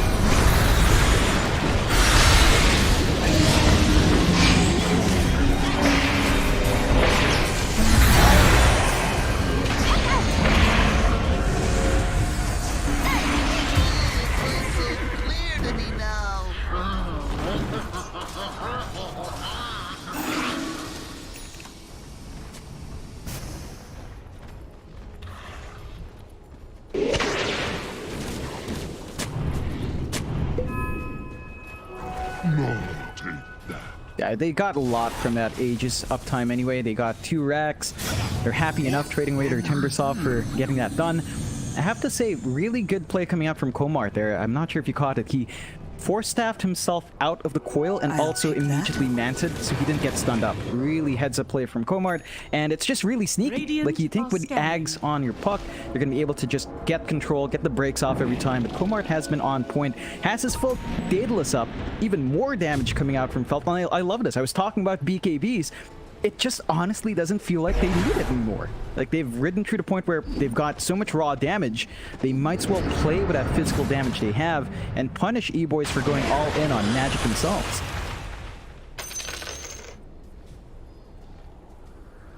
My patience is rewarded.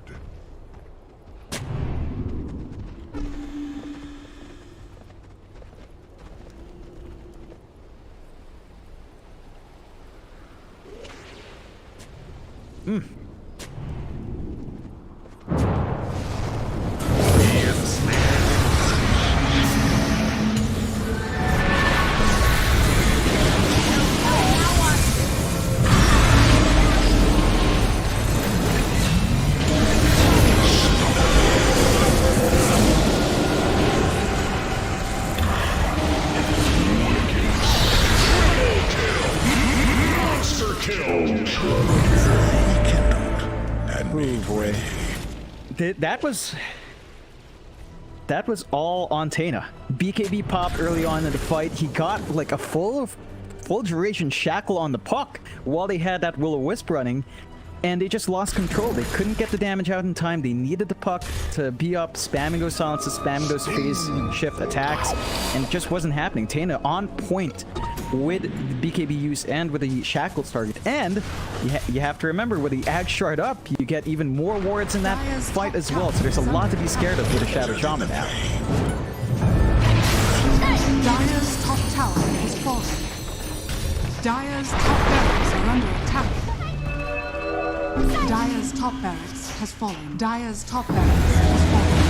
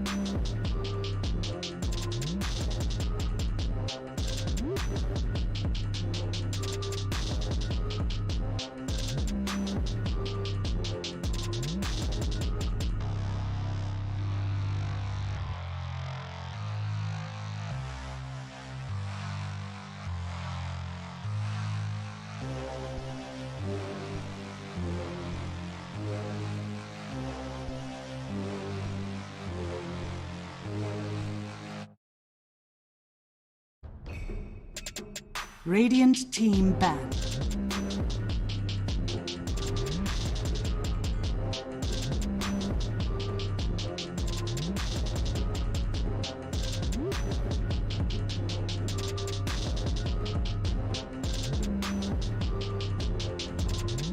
Ten seconds remaining. Dire team banned.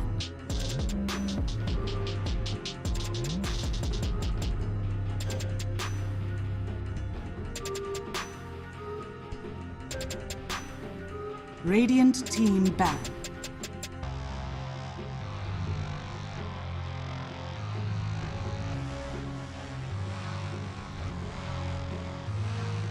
Dire team banned. No, I have no clue how sports work. Like, I know there's a ball. I know there's something like the halftime show. I don't know anything else beyond that. Like, I watched the Prince halftime. I think that's what I watched. And I watched Michael Jackson's halftime. That's all I watched. That it was. In the rain, high stiletto boot heels, whatever. Guy just rocked on anyway, but we've got a rocking game here. Game 1 performance from Felt looked amazing. Electronic Boys, the best they've looked so far in these groups, but not enough to overcome Felt. Felt like they missed their timing there. Do have our initial openings here. Bans don't look different beyond the puck from Felt, and we see the Kotl and Shadow Shaman opening again. 10 seconds remaining. 5 seconds remaining. I did not on purpose, yes, but yeah, it felt like they didn't hit their timing.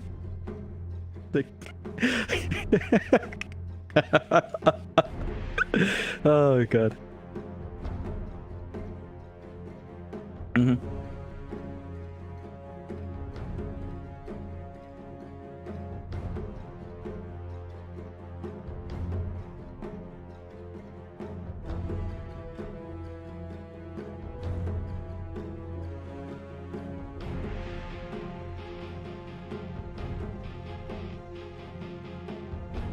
Dire team pick.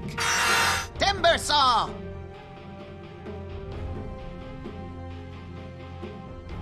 I'm not sure how I feel about that one. Timbersaw into Shaman's a weird one because you have such control just from one hero. So Electronic Boys in game 1, when they had the Timbersaw pop out early, they had a puck, they had a DP, they had a Spirit Breaker with Bash, they had Ember Root. But I think Felt can get the same thing done with just Nat Shadow Shaman. And this is scary. Felt has always picked up Grimstroke in nearly every series they've played. It's a hero they always fall back to. Imagine all what the Shadow Shaman did twice over. 2 Shackles, 2 Hexes. In fact, if the Shackles actually does work with Soulbind, and okay, so you get the shards up, that's 8 free that's 8 free wards. That is ridiculous value here.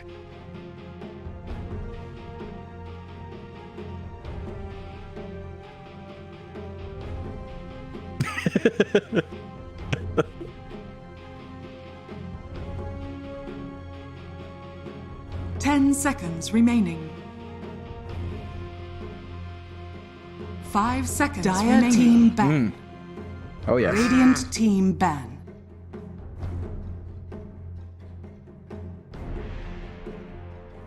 Dire team ban.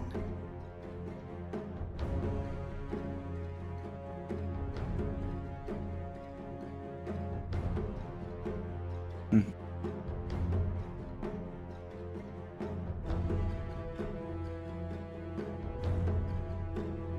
10 seconds remaining.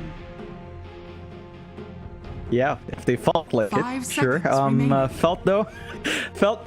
I don't think they need to do him, honestly. Like, yeah, the silence from Grimstroke's already a lot to control your Timbersaw here. Shadow Shaman's already amazing. They might look at cores to make that work. I'd say, Lena mid has not been very common, but Double Laguna is always devastating early on. And pure damage is always good against the Timbersaw, so there's value there for Felt if they want that. Beyond that, maybe we're looking at frontline heroes that can play with a Grimstroke. Ricky is the really good option if it wasn't banned by E-Boys. That would have been great with Grimstroke. They could look for maybe something solid like a Jug. A Lifestealer is somewhat of an option as well against Timbersaw, although been really uncommon to see Lifestealer. 5 seconds those options are in the pool for Felt, so they can easily just build up with the aggression they have on hand with Grim Shadow Shaman. E-Boys, I mean, they don't have the option for that Ember Spirit Kotl anymore. It's been banned out by Felt, which is great. Beat had an amazing game 1. He was doing a lot of work, and he was doing a lot of damage before they hit their plateau. Right, like he went all in on magic, didn't go beyond a Maelstrom for raw DPS, and he had Mage Slayer. So not quite as much as you'd expect in that high ground defense, but combinations are slightly limited for E-Boys. Felt, Bat Rider out as well, Grimstroke, Bat, Double Lasso, Inkswell up on the dive in. This is a lot for E-Boys to have to worry about now, and I'm surprised that actually slid through here. 10 seconds remaining. 5 seconds remaining.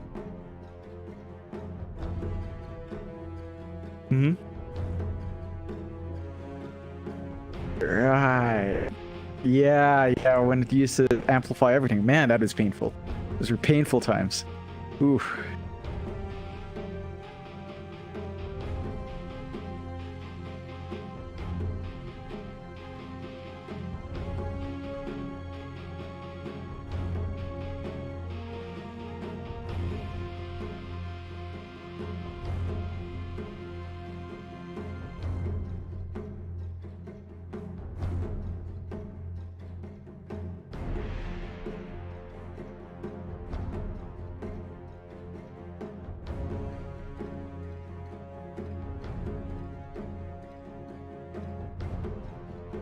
If you're looking at Purge, you got to pick it up fast. Like, the Oracle is the only viable support. You could maybe look at Avenge for swap, but Avenge support has been pretty dead across every region, so you have that option. Oracle is the choice, which leaves you in a bit of a quandary. Pause 4, Coddle, not uncommon, but it also can fall flat. Like, the X timing was good last game, but you don't have the natural combos with your keeper anyway, so you have to watch out for that. Bright side on the Oracle just having that Dispel, of course, is Oracle Timb is pretty nice. So you have a solid frontliner to get False Promise onto. They need to build around these. Like, the next two picks need to have damage as the key thing. We saw E-Boys kind of lack that in game 1. They need to find a way to rectify that here in game 2, and felt Weaver comes out. That's going to be hard to lock in. Yeah, it's going to be so hard to squish him.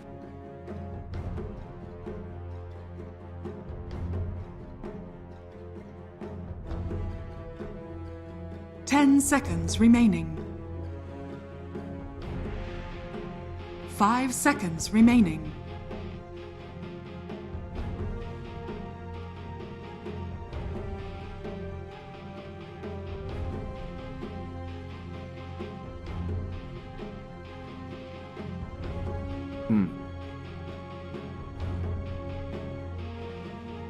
Radiant team ban. Queen of pain.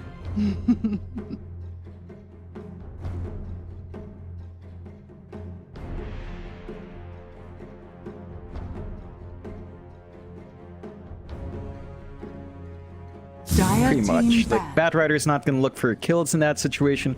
All you will want is clear out the waves, go into your camps, stack, clear out camps, hit your level 6. Once you get 6 up, you can look for a kill in the co-op. Even earlier on, maybe by 5 or by that 4-minute mark, if your Grimstroke goes down mid with a silence, should be an easy pick and a co-op if you wanted that. So E-Boys will have to watch out for the early aggression that the co-op could face here. It does kind of give them an answer to the damage issues they do have. So there's some pretty decent team fight here that is reliant a bit on, say, the Will-O-Wisp from the Coddle is going to be important for that control. But once you have something like that on hand, Chakram's AoE on top of it, Sonic Wave is really good on top of it, so you do have some ways of playing around this. Speeds here is going to be key. We see the Jug banned out by Felt. Again, they've done their research, they know what heroes to take out. I'm wondering what E-Boys can really slot in here. I guess there's an option here for Troll with the Dispels on hand. 10 seconds Plus with the Oracle is pretty nice here. It's just weird into the Weaver. There's a lot of back and forth there.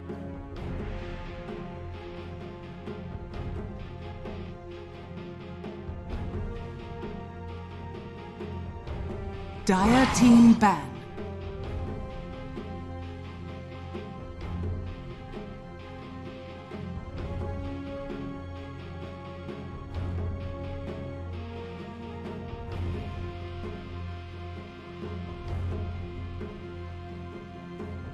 Ten seconds remaining. 5 seconds remaining. Radiant team pick.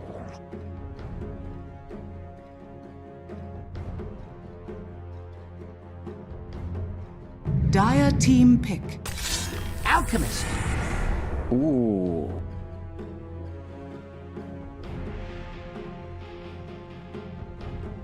Yeah, and that is a fairly core. We've seen Alk last pick really work out for a lot of teams. So there's a lot here working 10 for seconds Electronic Boys. I'm remaining. wondering what Speed goes for. Should still be a Battle Fury build, but I think we've seen a 5 couple of seconds remaining. Midas Alks in different regions, so you have that option. Speed has been favoring that Midas, at least in the last series we covered with him, so we'll see. Should be the Battle Fury. Should be the B Fury. Oracle Alk is really nice. Felt don't really have a natural Spirit Vessel carrier, so there's a lot of value from the healing here. And don't really have room for closing out with, say, an AA, unless AA mid, bat off could be funny to see, but not a good situation for Felt, I don't reckon.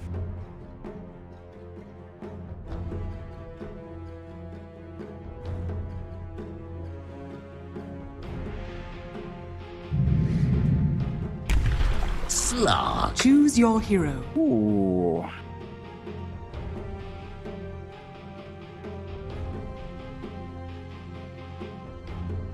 Ooh.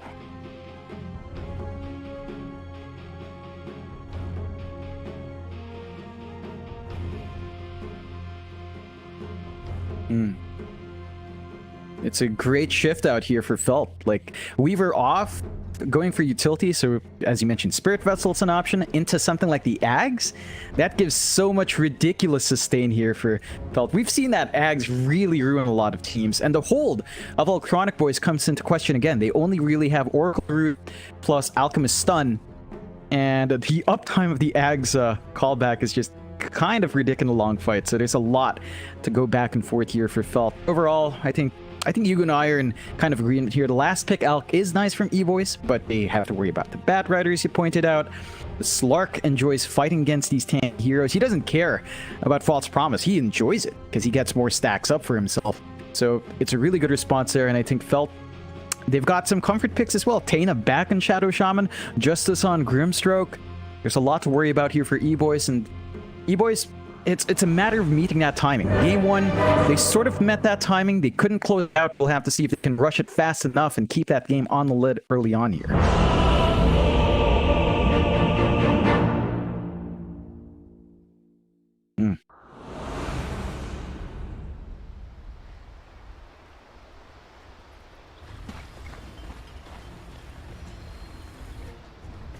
Prepare for battle.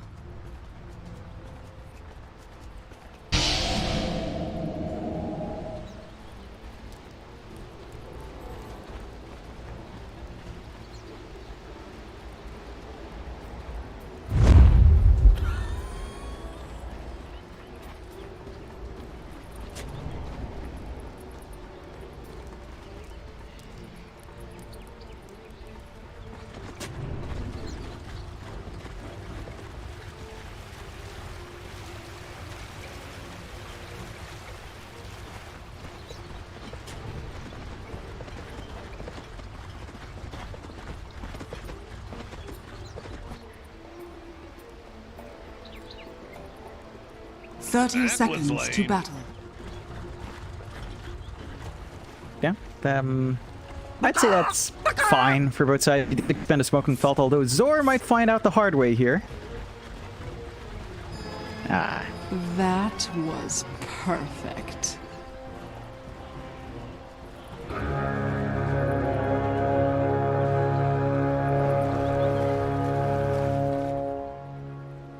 The battle begins.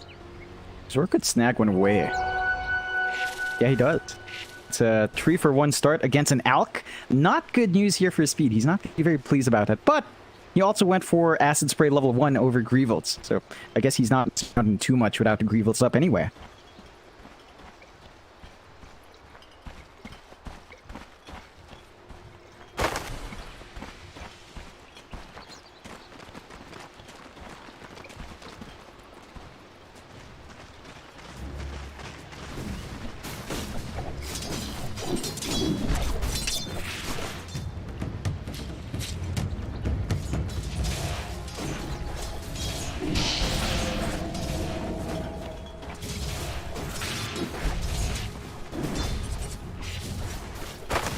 Trust me, you No, didn't want definitely any. not. He's going to need some levels up to take some control here.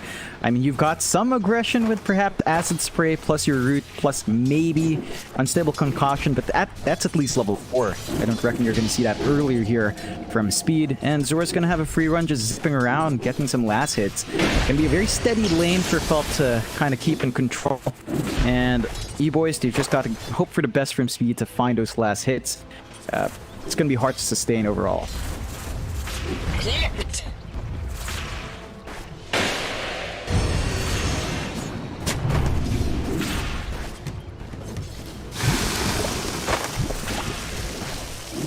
From shadows, what invites you to a deadly death?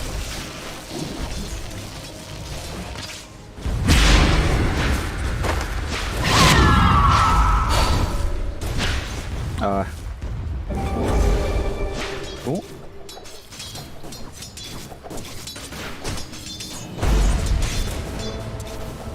First blood. First blood.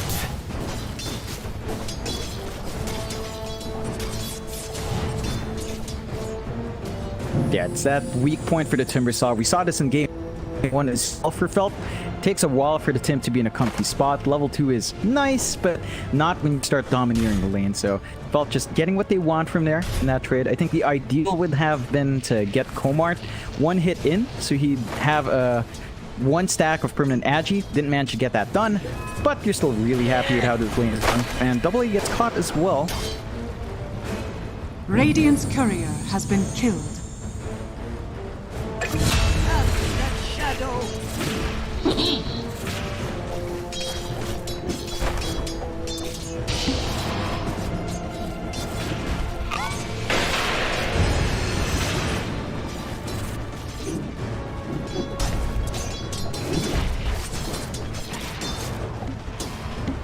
I'm in your debt.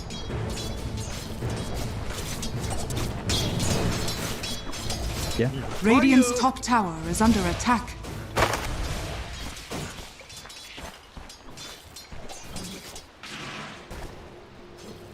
Yeah.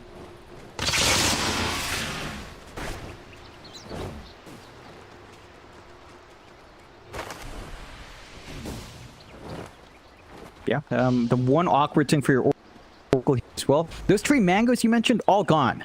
So you have to commit heavily for that 1 kill. And it does ferry out at least a Clarity and 1 mango, but once you lose some of that burst mana on the spot, it gives a lot more leeway for the opposing offlaner to play around. And even down mid, early movement out from Tena. He is starting to set up for those 4-minute power runes. It's going to be important for Mio to try and pick that up. He doesn't have a bottle though, but if you give that away to Tay, that hard lane's just going to get worse for you to manage.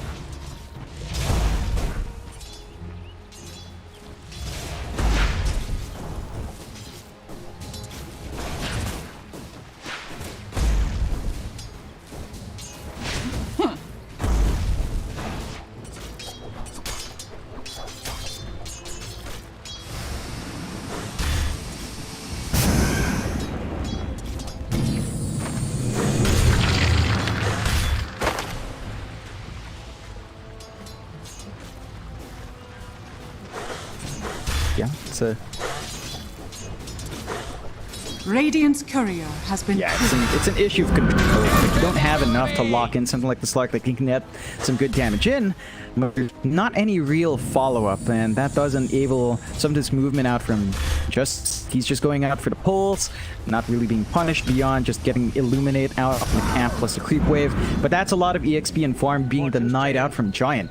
So he's essentially sharing this lane heavily with AA. You can see AA is at 15-0, which is nice for a support, Keeper of Light, but not exactly what you want to split out between that and Timbersaw.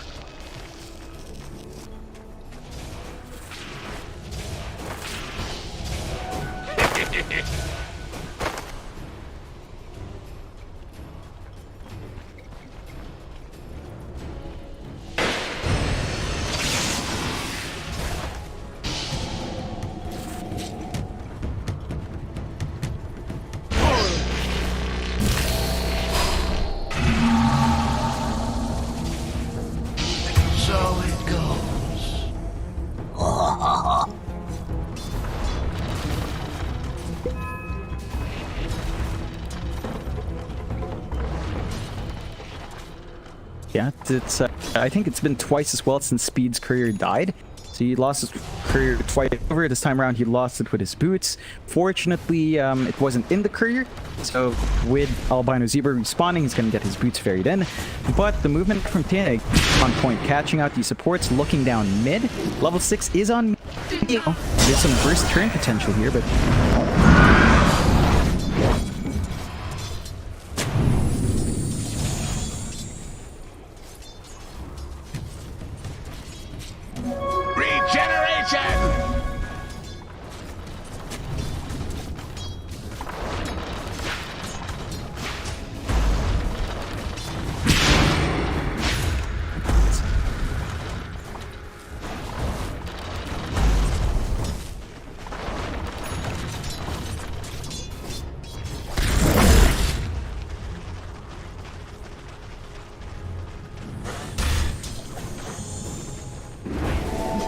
Yeah, this kind of slower start is favoring Felt a little bit more though. Like they're getting more from the lane with their Slark level 6 up and they can jump in.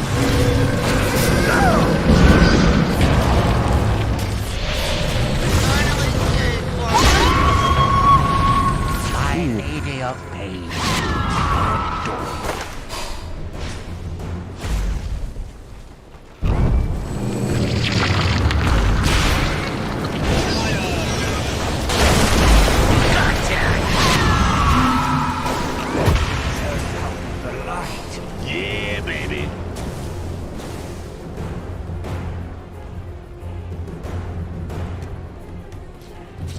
Radiant's middle tower is under attack.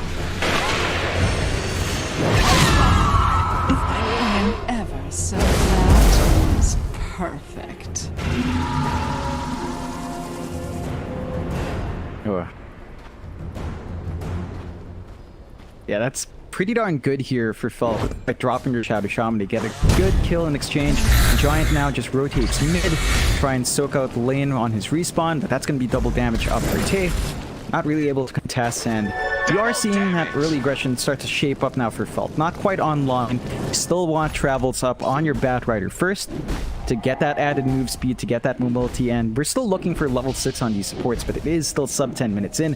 The one blessing E-Boys has is Speed is left alone to farm up, and he's actually going for Radiant. Not the Battle Fury build, Radiant's build coming out for Speed, which means that he is going to have to maybe apply some split push pressure and throw his body out front to get that Radiant's burn-in. Radiant's bottom tower is under attack.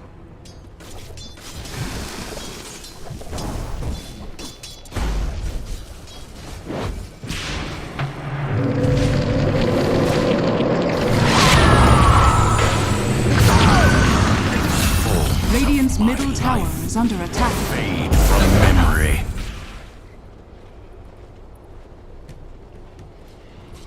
Radiant's bottom tower is under attack.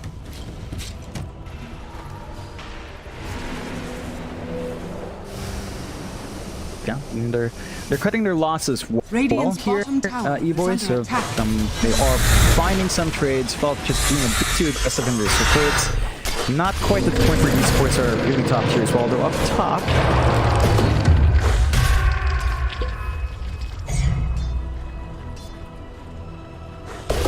Radiant's bottom tower is under attack.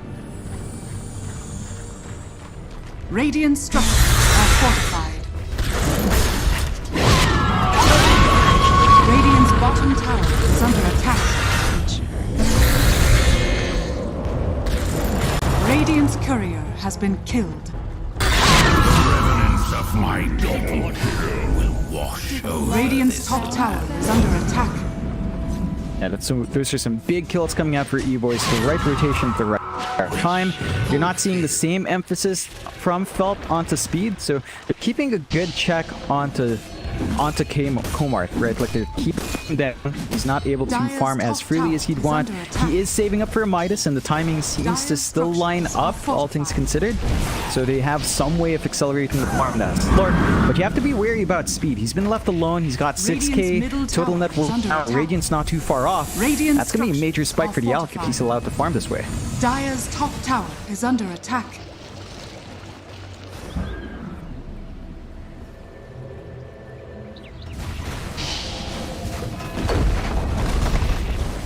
Radiant's middle tower is under attack. Radiant's middle tower has fallen.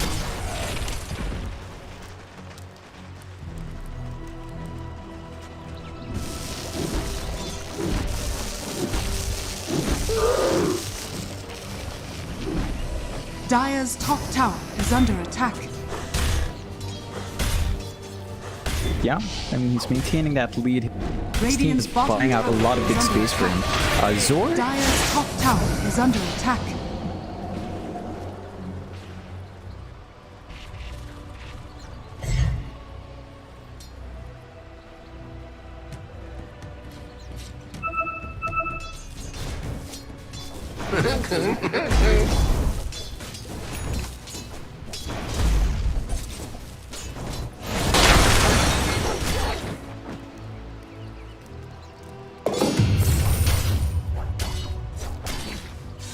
Yeah.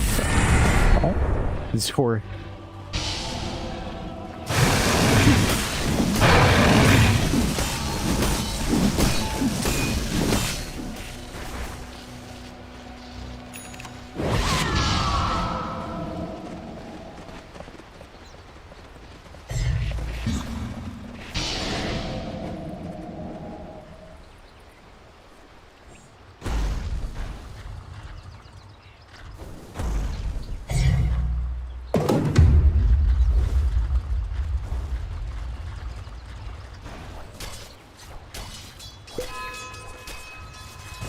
Definitely is. The issue is they don't have a big lead here coming into the 13-minute mark, so they've only got less than 1k lead, and that is all on speed. All the other courts are being sacked from some Radiant's top tower is under attack. Radiant structures are fortified.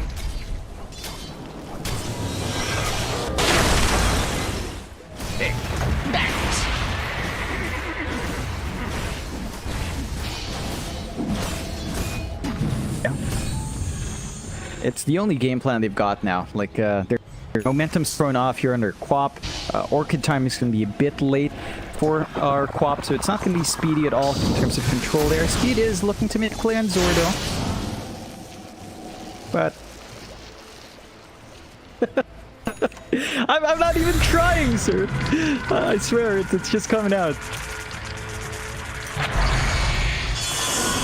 That silence. It's tricky for a Timbersaw, right? Like, he silenced up, but he had Chakra out. He can't break the silence. So he's just stuck there staring. That's one of the awkward things with Timber into Grimstroke. If your timing's off, then you just do nothing in the middle. It's a very strange spot to be in. And E-Boys, well, they could really use a couple of more gold injections in their cores. Like, yeah, speed's farming up. Yeah, he's got this Radiance. He's going into the BKB. He wants to stand and fight. Apply that presence. Apply all the burn damage he can with his potential second life here from Albino Zebra, but his lead is not big enough. We're gonna have to see what else speed comes up. It felt they're happy enough to take their time, like, because they went Midas and Komart. There's no pressure to find these early fights. He is going for Diffusal next, which is going to give them a lot more hope. Again, that the mana burn is going to be really good as well in these fights, and we have so much room to grow. Taina's got some space up top to farm up. Aetherland's going to be next, of course, although it could be in trouble.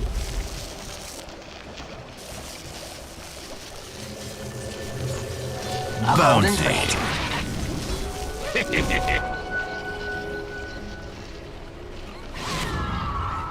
This...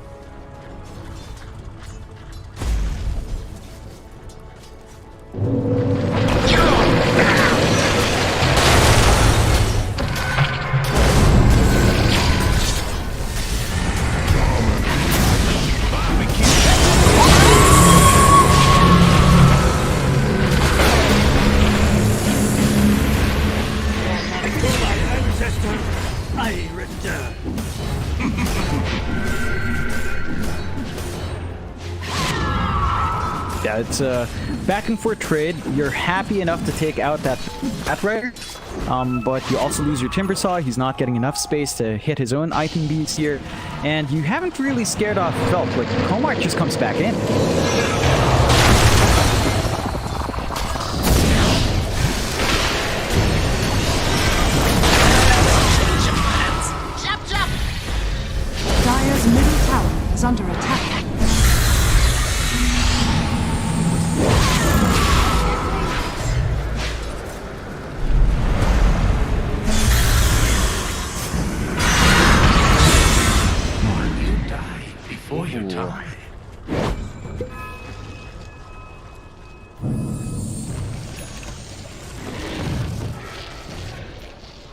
No.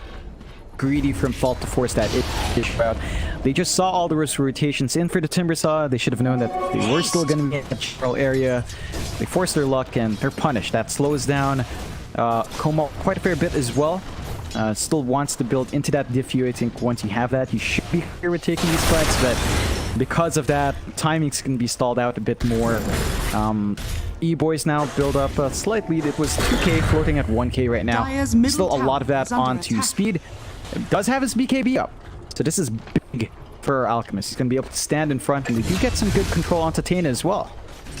You hope.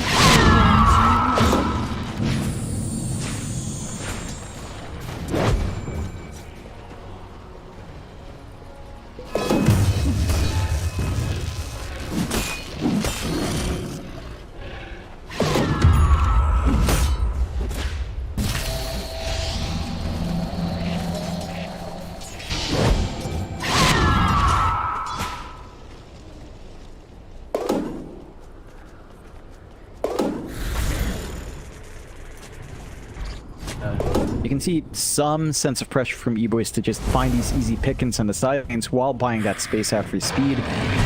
They just need a lot more in their side court. That's really the biggest issue for E-Boys. Like, Giant's kind of poor, Mio's kind of poor in comparison to the cores on Felt side.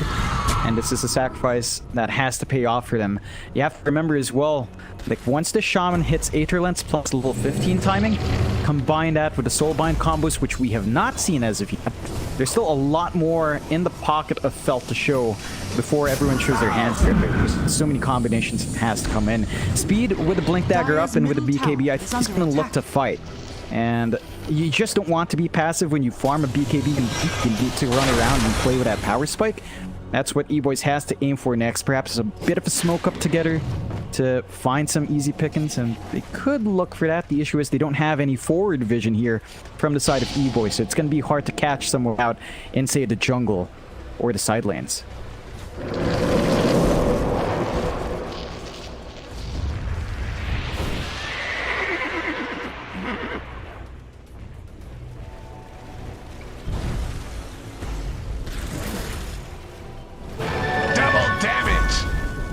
Dire are scanning.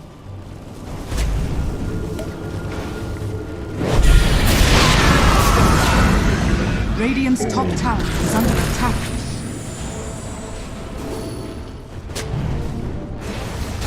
Radiant structures are fortified. Radiant's top tower is under attack. Dire's structures are fortified. Radiant's top tower has fallen.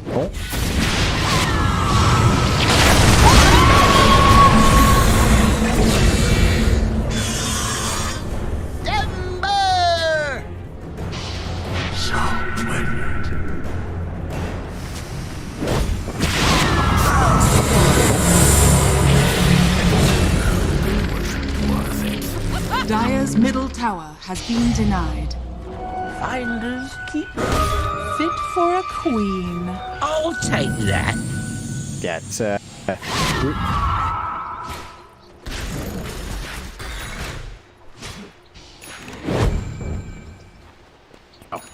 they're holding out a bit too much. They stream into these fights one by one.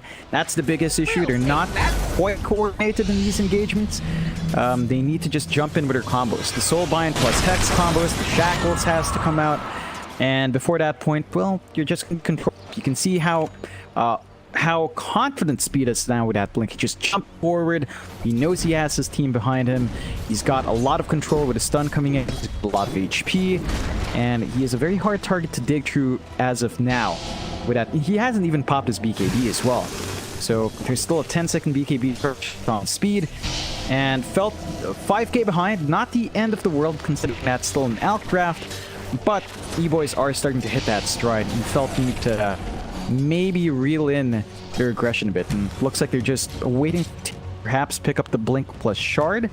I think when you have one of those two, you can definitely start making some plays happen, especially with the Soulbind.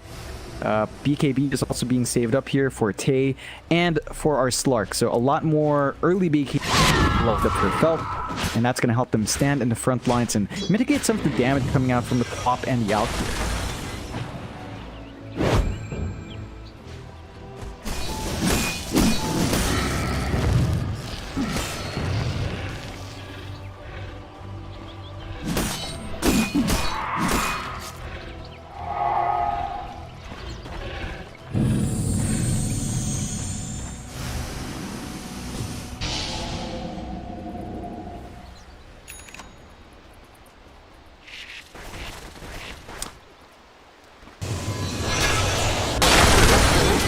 Yeah, they're allowing the Slark to build into that BKB. They're allowing A to build into his BKB.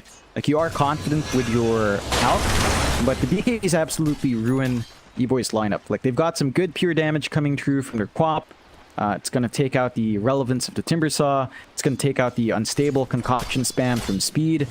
And once you take those issues out, once you take that control out, there's so much leeway here for Felt to just jump in and out. Like, they're not going to be too scared at all once they have these BKBs. And one's already done. Tay's got his. Could be ready to go if they wanted to force the issue out, but I guess they might just want to wait for the Slog first. They are grouping up bot, though.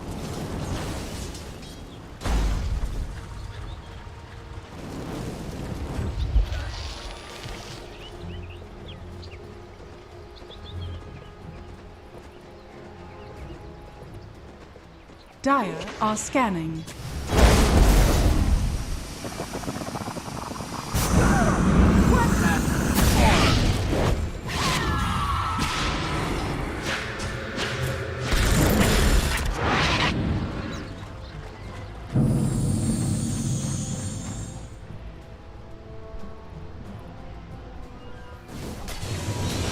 Dire's top tower is under attack.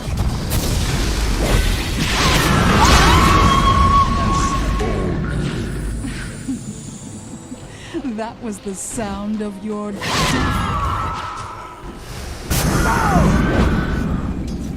And it's a bit greedy from Comart, knowing that they saw a couple of heroes across the river. Maybe they didn't see that it was a smoke pop, but definitely just overstaying his welcome. And that is going to offset that BKB time just a little bit more. Opens up the Roche here as well for E-Boys. They do jump in.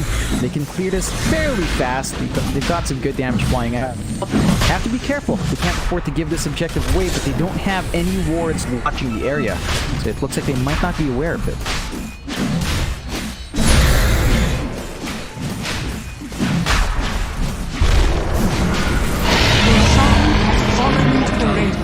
Work for both of us? Get better.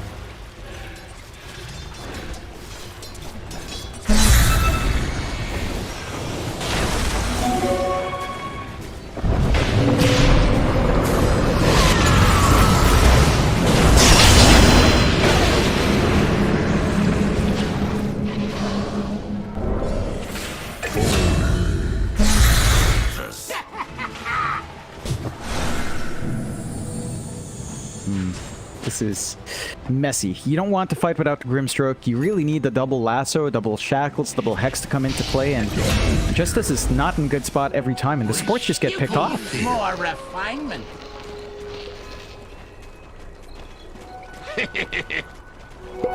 worthy tribute. Dire's bottom tower is under attack.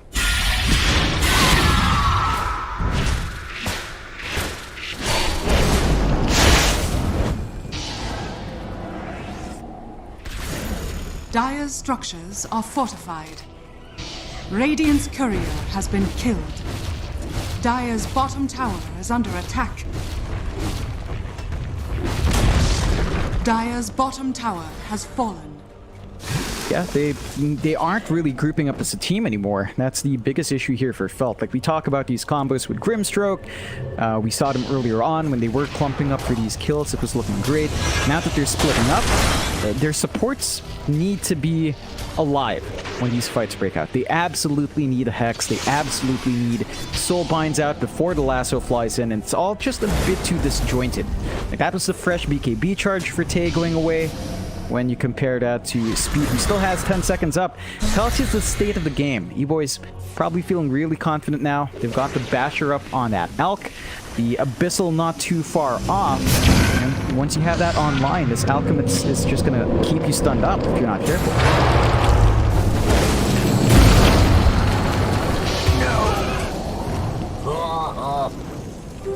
Invisibility!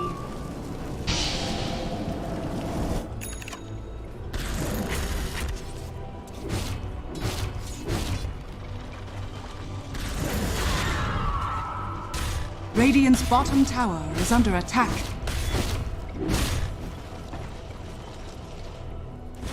No, like... Dire's top tower is under attack. Radiant structures are fortified. It's not the ideal situation, but it should allow at least some progress on the map here.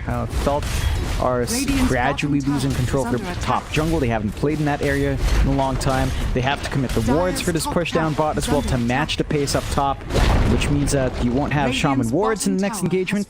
You won't have Shaman wards for defense, and E-Boys just use that as their cue to keep shoving up. They've got Aegis up for at least 2 more minutes here, so they've got a lot of leeway in just getting some damage onto the tier 3.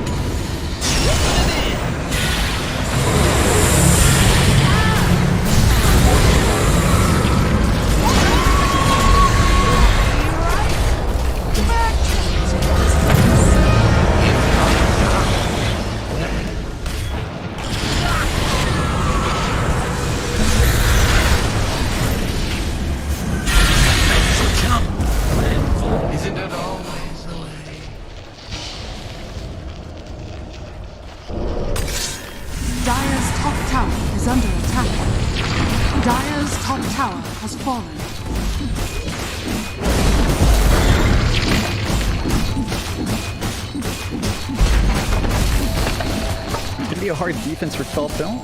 Like, they just don't have Lasso and Soulbind. This is just so hard to lock in and out.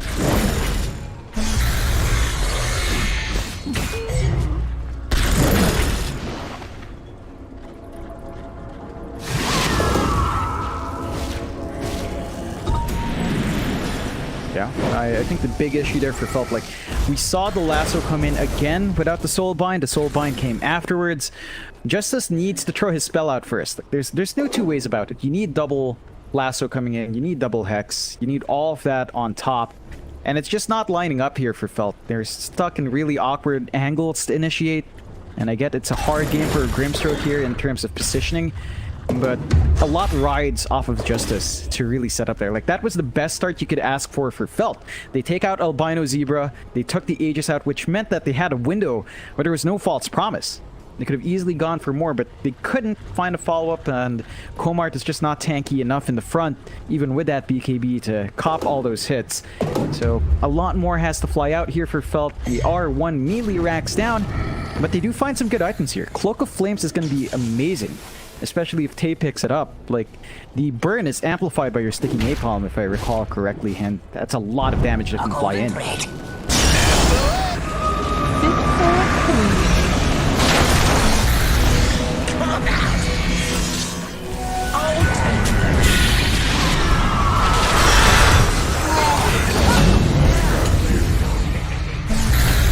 Komart? Did you say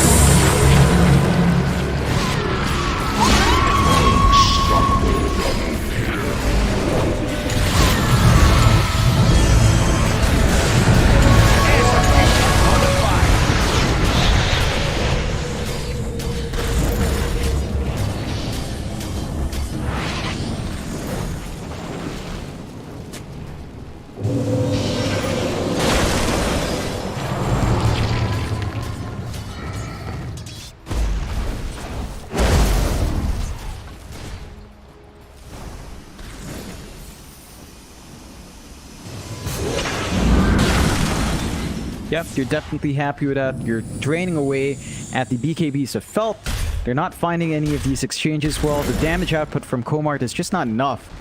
And even if he's getting some good Agi stacks out with the Essence Shift, not giving them as much presence as they'd expect in the middle of these fights. So the Slark investment not quite lining up yet. And we're still seeing issues. Like, this time the Soulbind came out, but there was no Lasso because it was on cooldown. The next fight has to be Lasso with Soulbind. There's just no way you take that fight anymore without these combinations flying through. under attack. I'm telling you to throw it.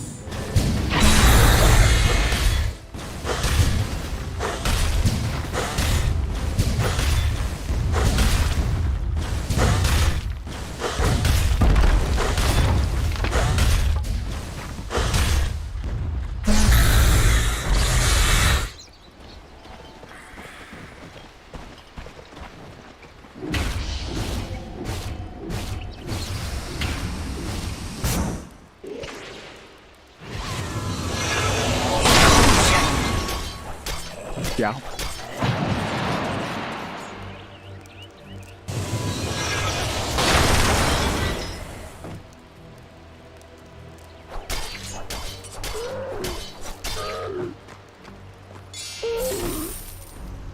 But there's a smoke out here from E-Boys. They want to play aggressive. They know they've still got this massive lead. Swift blink up on speed now as well. So he is just devastating when he does jump in. That's just so much you have to deal with on this Alc. And he's starting to build into the Ags game. So Will-O-Wisp is going to be up for free on AA. You're going to have so many upgrades to fly around this entire team. It's going to be really hard to fight into.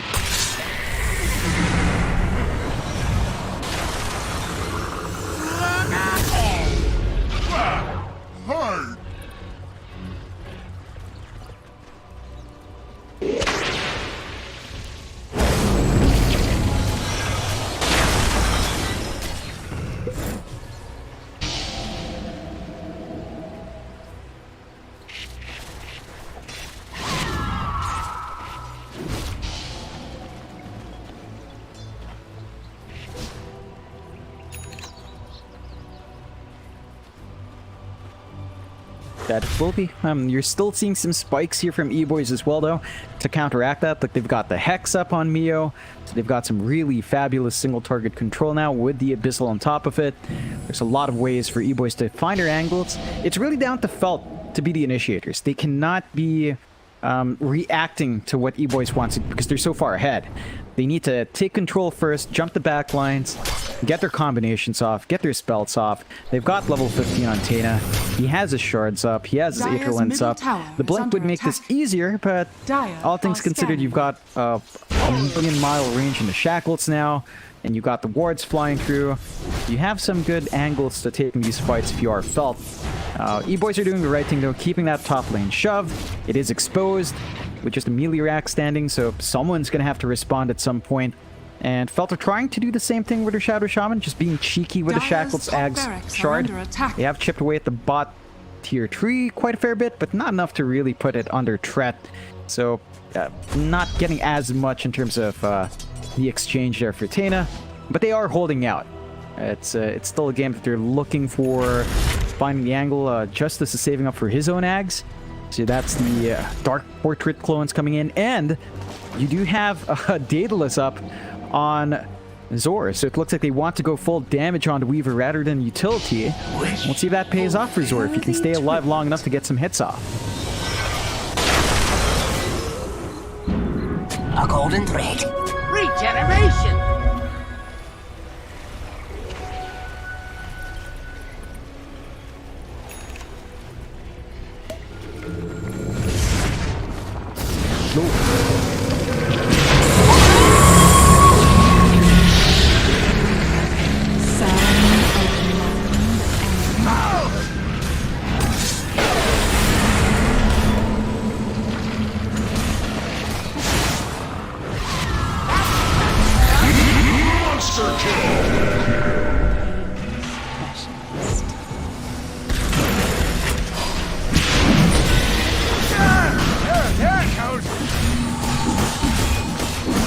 That's going to be big for E-Boys. Going to set them up for the high ground push here with the Aegis and Cheese.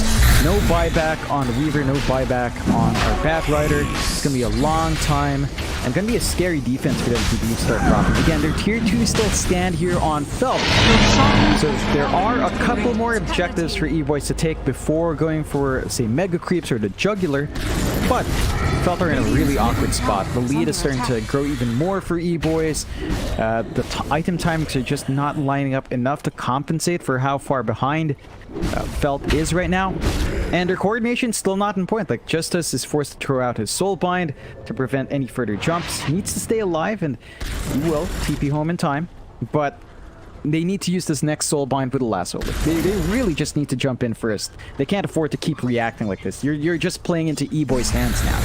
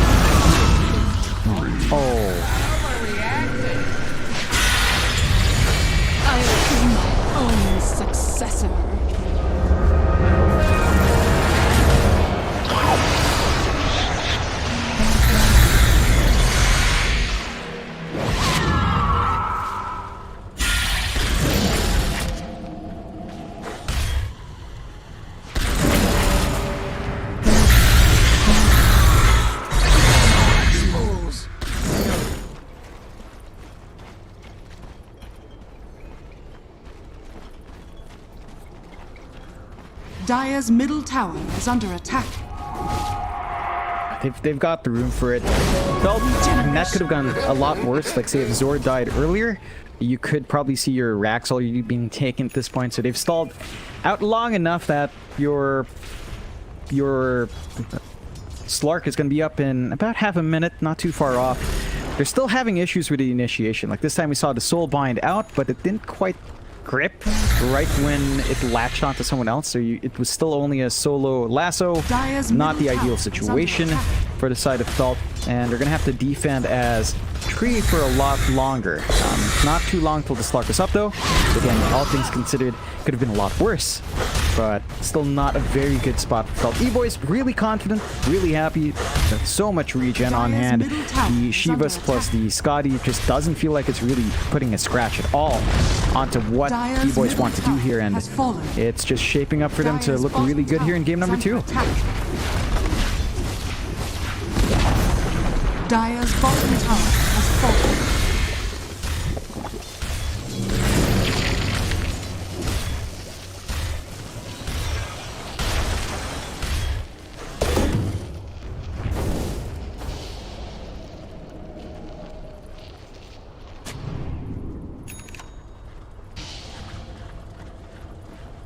Dire's bottom tower is under attack. Worthy treat.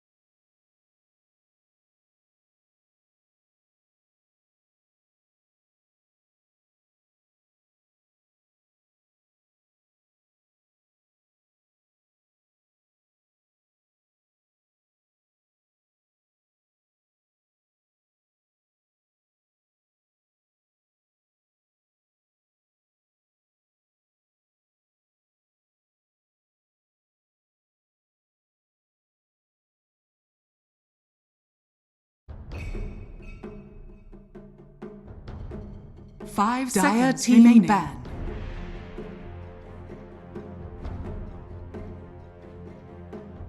Radiant team ban.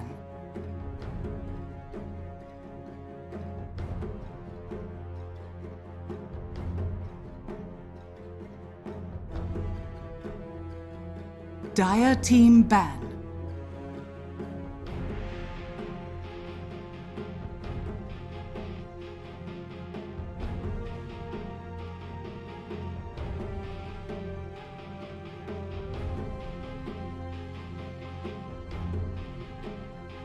Ten seconds remaining.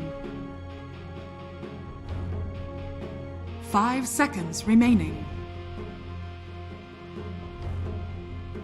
Radiant team ban.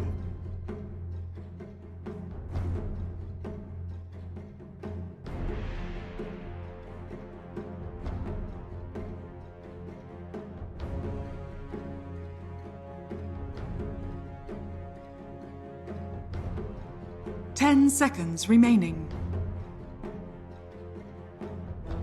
5 seconds remaining.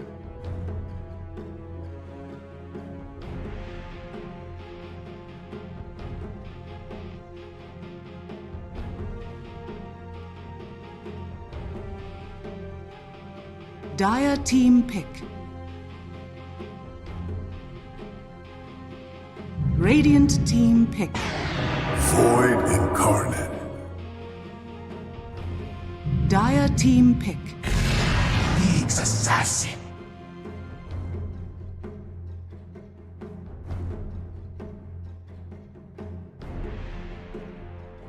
Radiant team pick. Witch Doctor.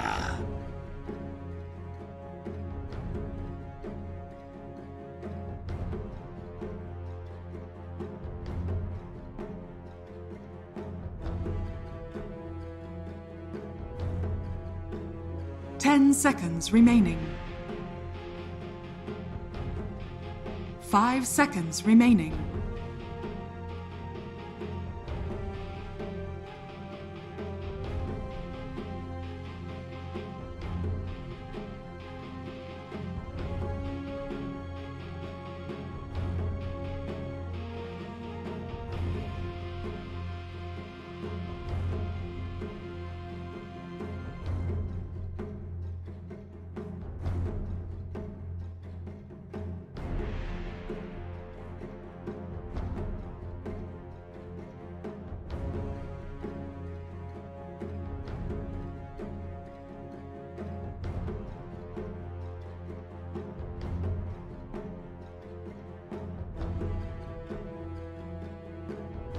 Dire team ban.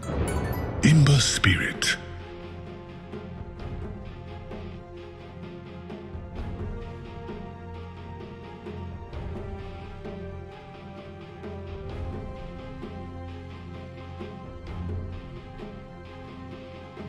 Ten seconds remaining. 5 seconds remaining.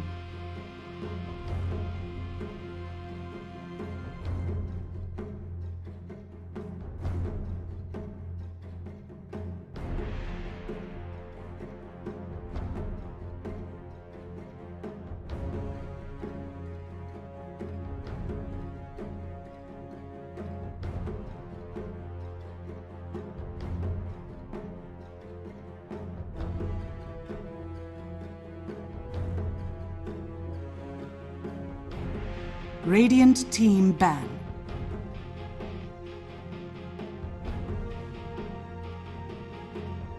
Dire team ban.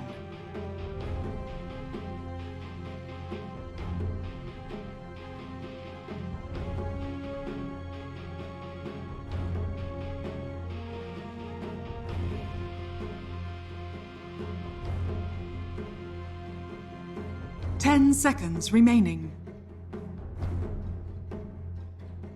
5 seconds remaining.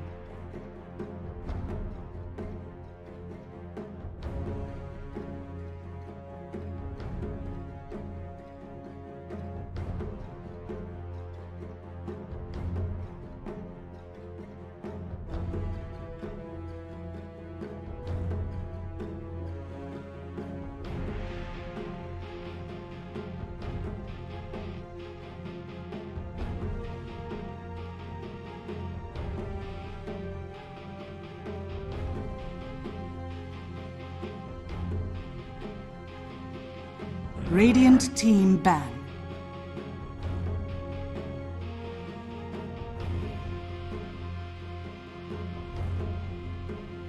Dire team ban.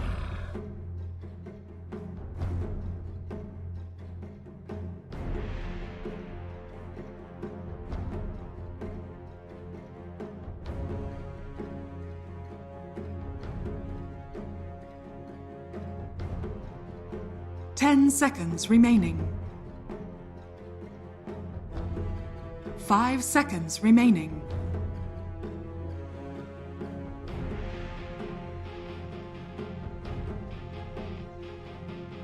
Radiant team ban.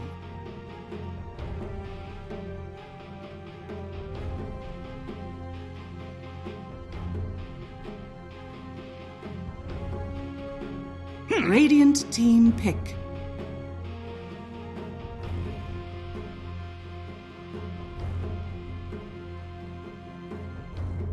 Dire team pick.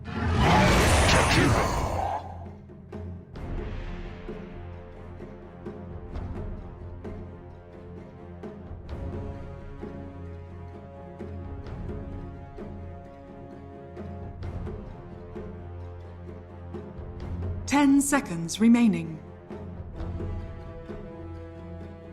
5 seconds remaining.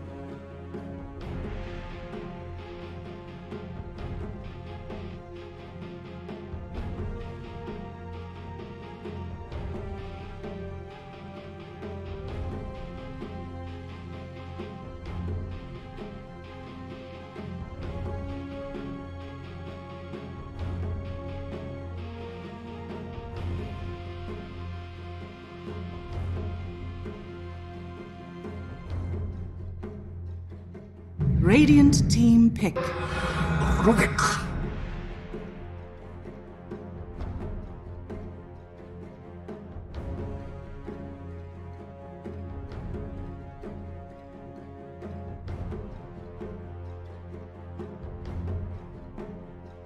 10 seconds remaining.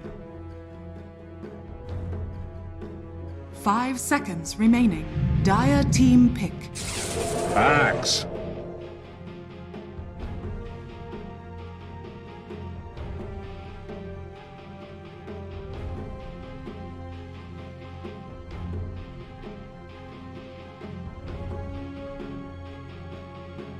Ten seconds remaining.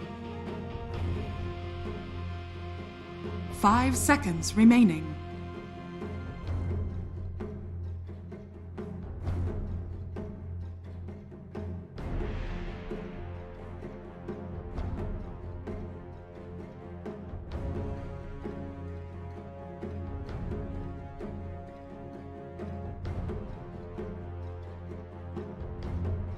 Dire team ban. Alchemist. Radiant team ban.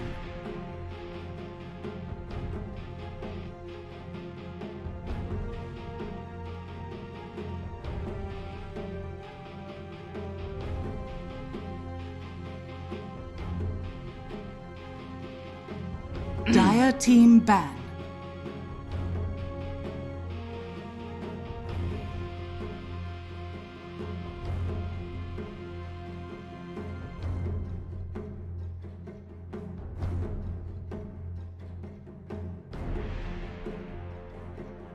Ten seconds remaining. 5 seconds remaining.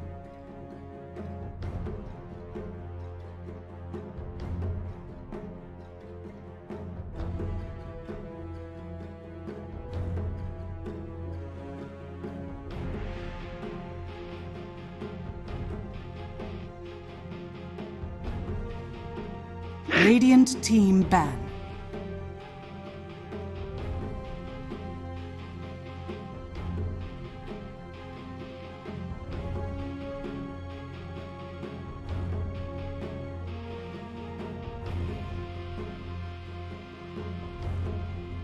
Ten seconds remaining. 5 seconds remaining.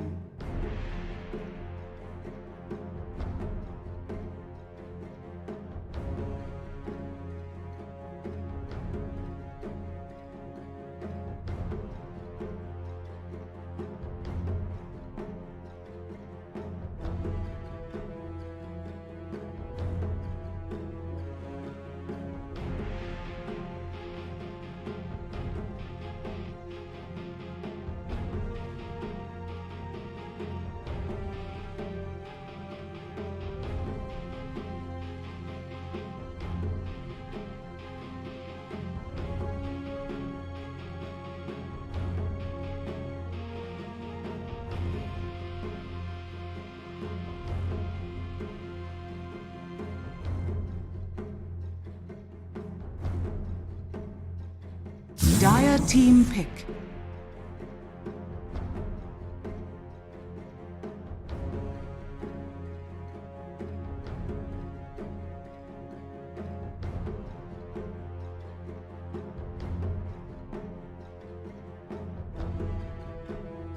Ten seconds remaining.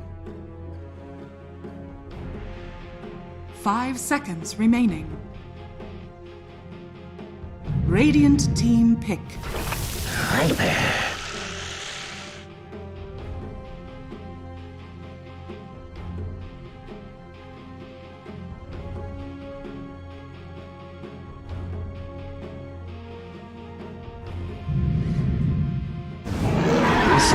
Choose your hero.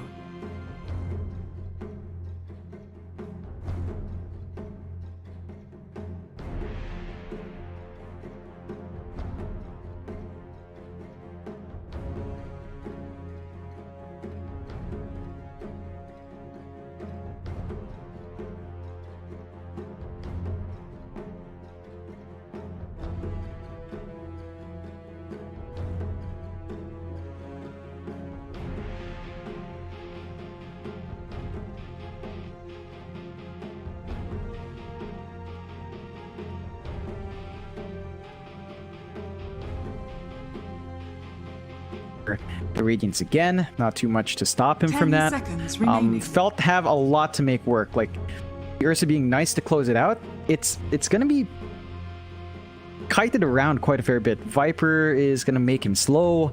You know, even with a status resist up, you're gonna be annoyed by the constant DOT damage taking you away. The break's gonna be annoying for Axe and Ursa. So there's a lot that Felt has to watch out for when they do toss these heroes up front. I think E-Boys have a much easier to pull off draft. That's easier to fall back into this Alcazar core as well. Just very steady, and once he gets running with his farm start, very hard to play against a 2-3 item advantage Alc in this meta.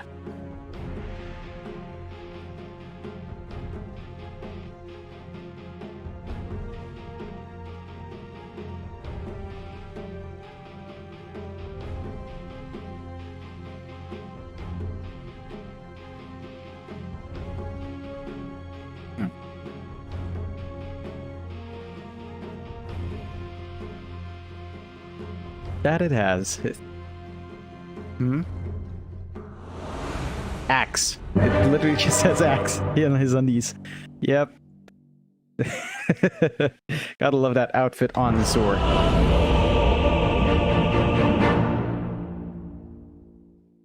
Yeah, it's an important detail. Axe doesn't want to mix up his tidy whities with anyone else in his team. Still, we'll see if those underwear, Prepare if that for underwear battle. holds up in this game. You know, he's got a lot to have to pull out from those underwears, and Mio says it's Zor Axe, waving a white flag. Someone called the doctor? By the way, Mike, I saw a bit of a mumbling in chat, apparently, and I feel ridiculous just recognizing this now. It's not Comart, it's Comfort. You see the 4? Comfort, right? Comfort. Took us 2 games. Comfort.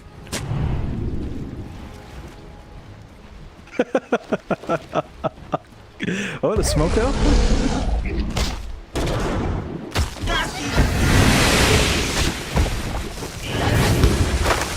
Oh.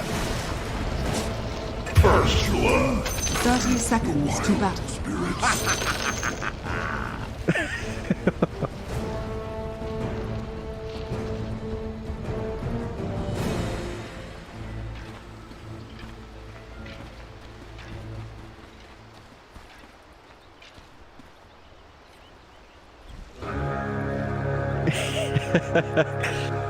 I think this one's funnier. It's obviously a pun that flies right over her head, so it's kind of like a weird gag. Although, giant.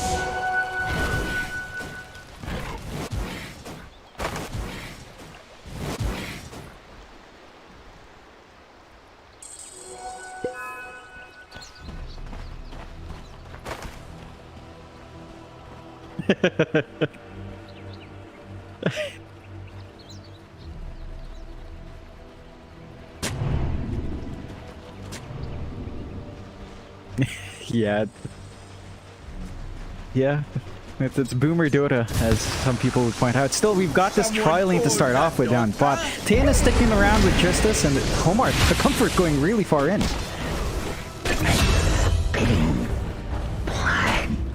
Radiant's bottom tower is under attack.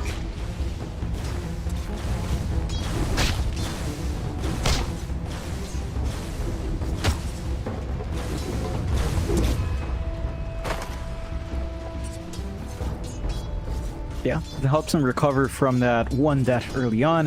Of course, because they're running a tri-lane bot, that does mean our top lane's going to be very dicey for Zor. Like, he's up there solo on the axe, hasn't leveled anything yet. Just wanted to see what he can and will get away with here, but this does lead for Speed to have a good start. Not much contention you can expect from an axe here, and Speed, of course, did opt for level 1 acid spray. Not an issue as he does hit level 2, and this is the comfiest lane for Albino Zebra. He's just pulling off the range creep. No worries about creep cutting just yet. Zor does hit 2, so he gets counter helix up, but you're not going to stop an Alchemist solo as the axe here.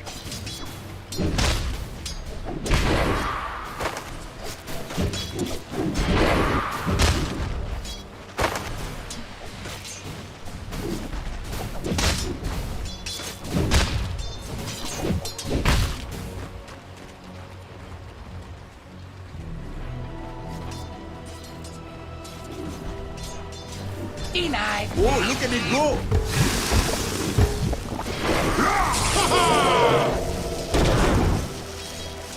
Ooh.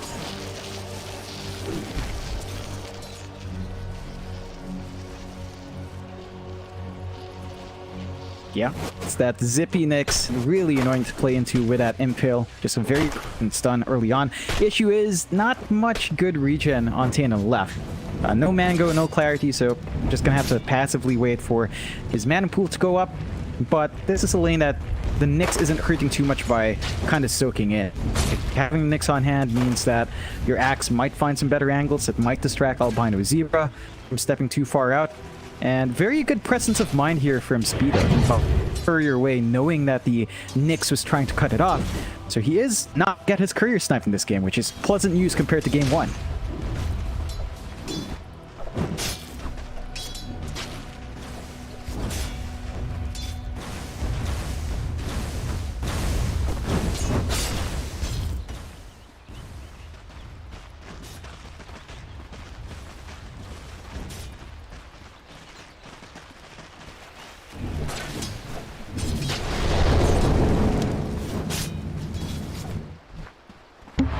Thanks.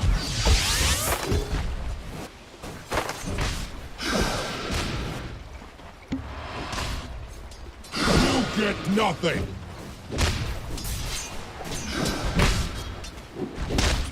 Our life runs out.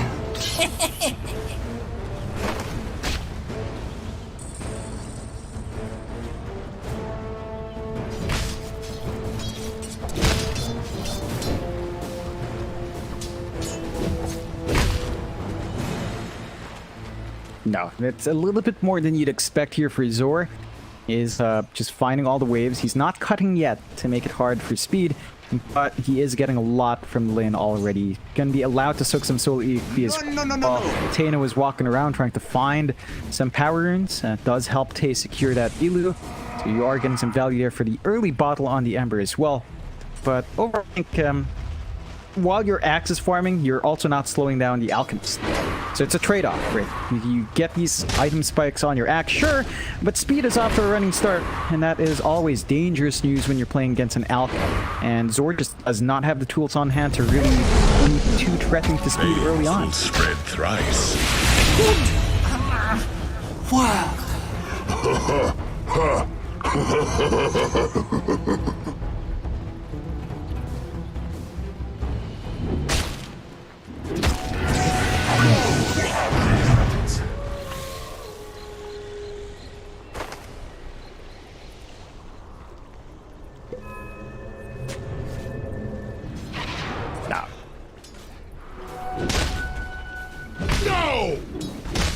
No, we've seen this from Felt in game 1 as well. They're always on point with the runes, although Zor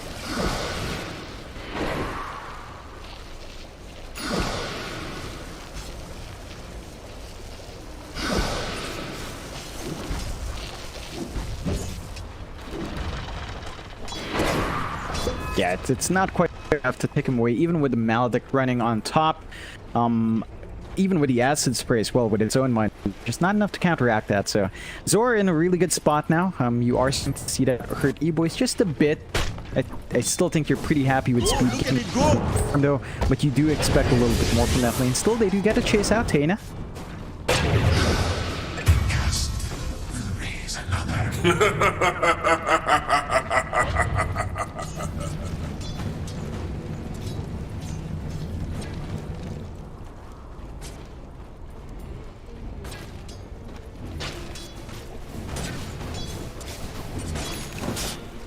Yeah, it's not a good time for Tay, but he does get the ace screen for himself while that commotion was happening, so could have an opportunity on to maybe get a side lane rotation out if they wanted to.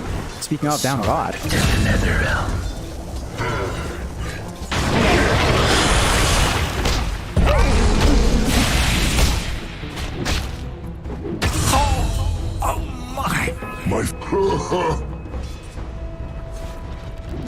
The flames rush forth. Yeah, it's looking good here for Comfort, despite dropping at early death. He sub 1 minute mark. He is finding 2 kills for himself. He's got a really good lane to control. The supports are active, and this is a big shakeup as well. They're contesting speed.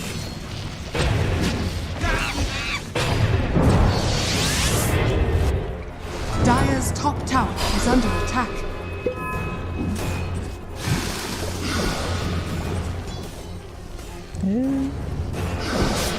You have learned well.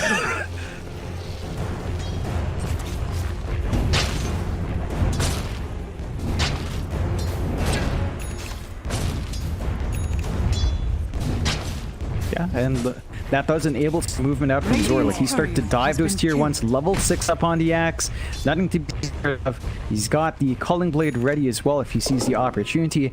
So it felt overall off to a much better start. And if they keep that pressure up in the jungle, keep looking out for speed, he's not going to have a smooth wrap up here. Radiant's middle tower is under attack.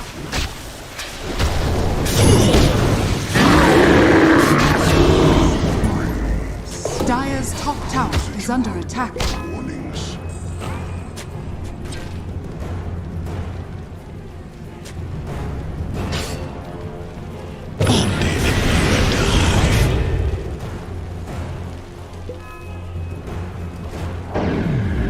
Dire's top tower is under attack. Dire's structures Just a bit of a back and forth. Love seeing the activity from Tay early on. Again, taking a more prominent role up front, trying to apply pressure, force responses out across the map.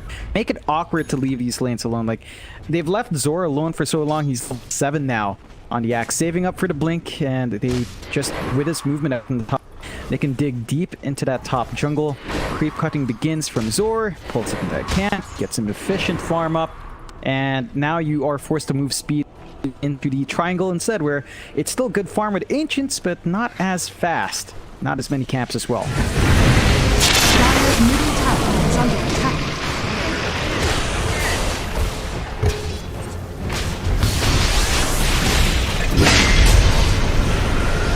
That kills you.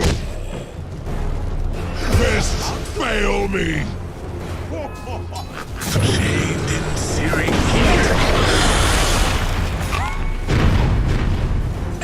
Radiant's middle tower is under attack.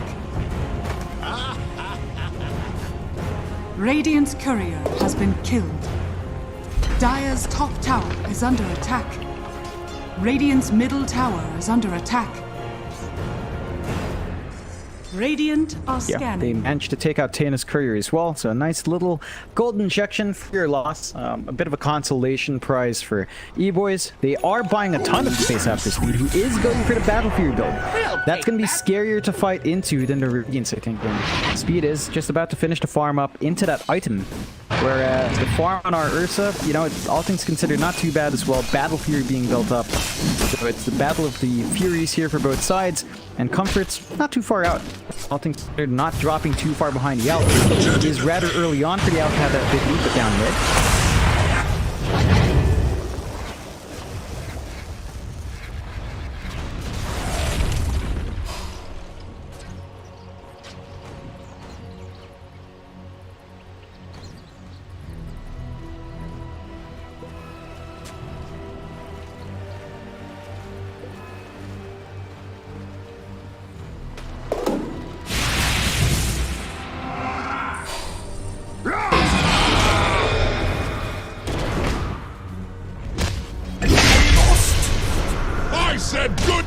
sir.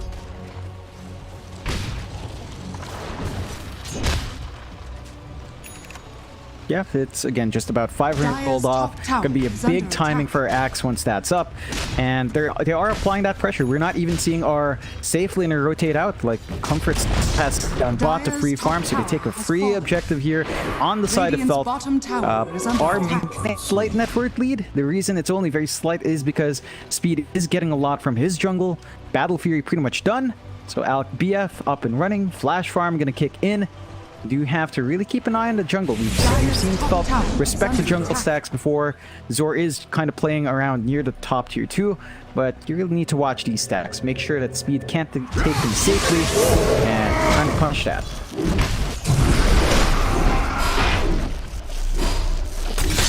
Wait for it. Wait for it. Dire's courier has been killed. Your place is here.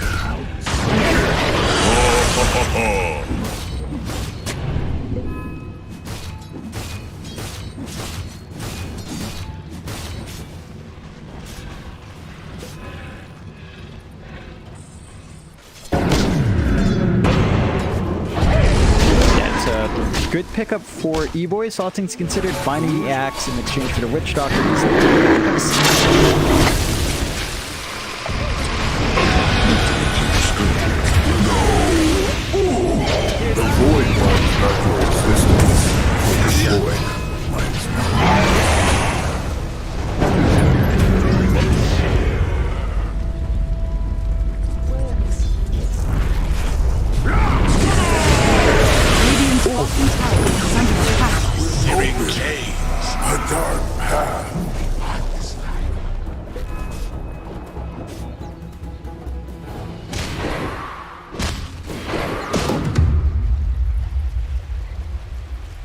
Yeah, it's definitely better here for E-Boys. They're deleting the Battle Fury timing here for Comfort.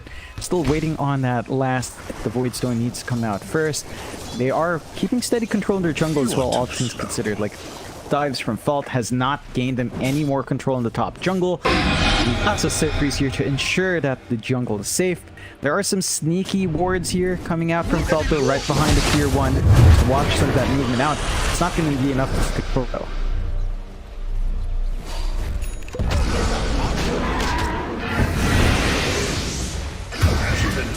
Dash. Oh, look at it go!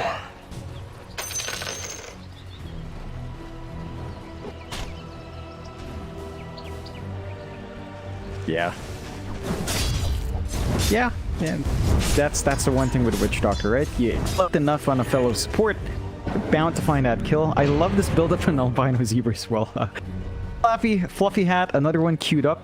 Just looking for the most efficient tanking up, and that early added HP is rather nice on some of these squishier supports with an easy investment in. Still though, Giant down mid.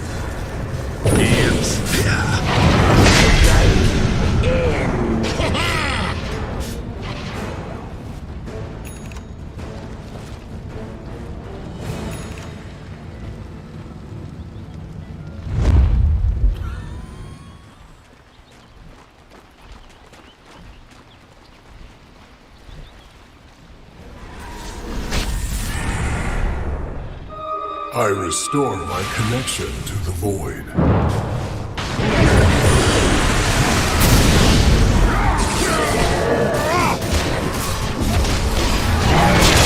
Radiant's middle tower is under attack. Axe could make another axe, but hunting is not.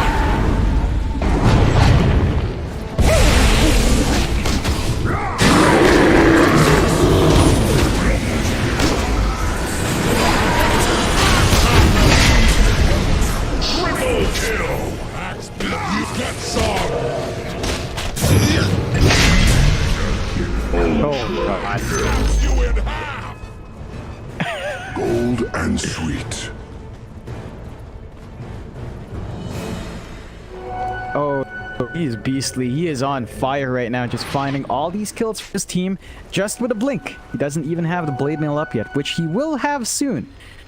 got 75 gold to wait for, so Blade Mail Blink for our axe, 16 minutes in. They've done a good job of keeping speed a little bit more down in this game. He's still fine, is an alchemist. He'll find farm regardless, but it's not the runaway start that we saw in game number 2 for E-Boy. So a 2k lead up for Felt. The battle carry here on Comfort, allowing him to farm up as well, going for an SNY to respond, and they're keeping pressure mid. There's just no room for E-Boys to rotate out as 4 and start hunting around. Means that Comfort gets as much space as Speed does in this game. Oh, look at it go!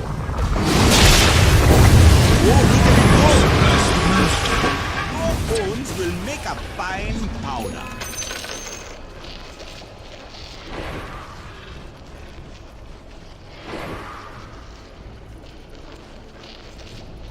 That won't be a bitch.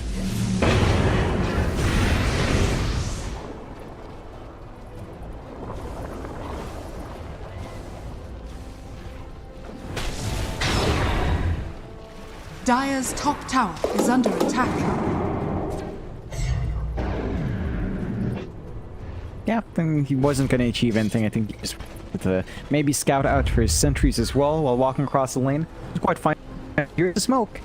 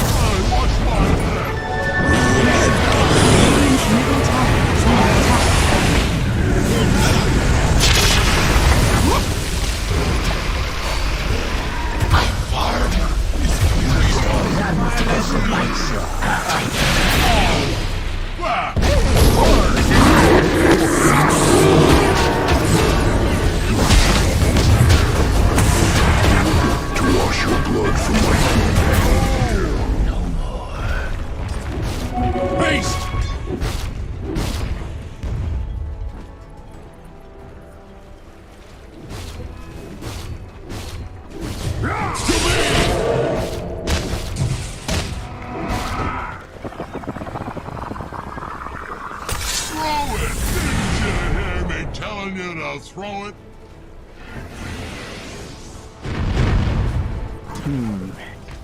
It's a wonky fight for Fault. I agree with you. Like, if they just committed at the same time, they wouldn't have that issue. They split targets instead, and that split focus cost them. They needed to take care of one or the other first and clean up afterwards. And they even sacrificed their Earth for this. So a lot being taken away there from the side of Felt. E-Boy's going to be very pleased with the result of that. They drag that lead back to less than 1k, which means the difference is negligible, which is still not an amazing spot for an Alk draft, but you're not falling behind anymore, and that is much better news. Speed does have the SNY up. AC going to be up next, and when you've got that in-gun Alk up front, but mitigating a lot of the physical damage coming through from Felt, it's going to be hard to fight into that. And E-Boys so far, their positioning's been really on point. Albino Zebra's just been in the right spot and they catch one. Oh, look at it go!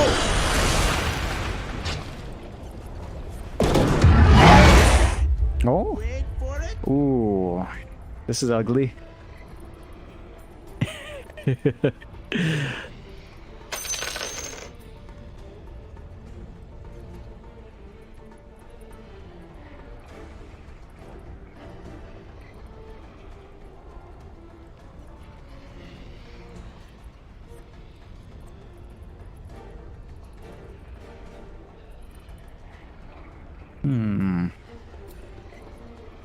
Yeah, maybe he gets spiked off, although, nah. It's only Astral Step left, yeah. It should be decent for me to get out, unless Comfort somehow gap closes, but he doesn't really have anything to gap close yet. So, it's an...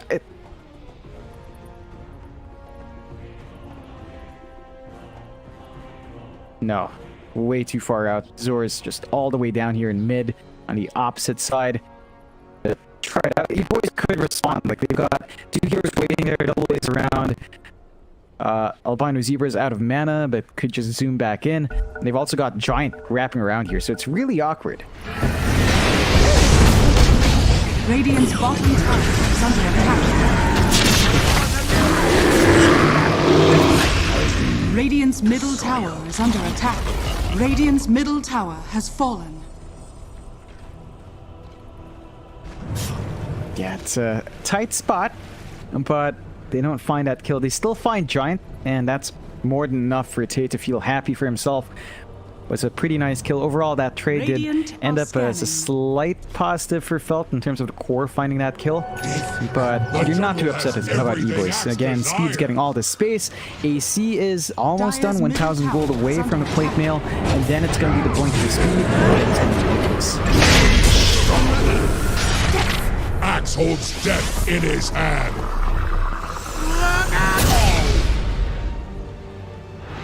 Dire's structures are fortified. Dire's middle tower is under attack.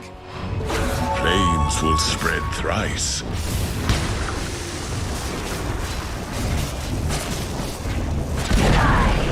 Dire's middle tower has been denied. Roshan has fallen to the Radiant. Radiant's bottom tower is under attack. I think he is. It's just that his positioning, the fights that E-Boys take, is really what's next, right? Like, their natural frontliner is the Viper, and Giant's just not tanky enough to really hold that by himself anymore. He needs his team right behind him to follow up in that short window where he can throw his spells out. Felt, for their part, they're doing a really good job keeping up with their Ursula Comfort. BKB's gonna be next, so he's not gonna be kited around in the middle of these fights anymore once that's up. And lucky for him, he got a, he had the Possessed Mask as well for a little bit more lifesteal, which is key, which allowed him to actually solo that Roche. So just a lot of things lining up for Felt. They're looking for tier 1s to take, and if they find a spot tier 1, it's going to give them a little bit more leeway into the triangle. More control over these camps is what you want to see up against the Alp, but E-Boys are smoked up.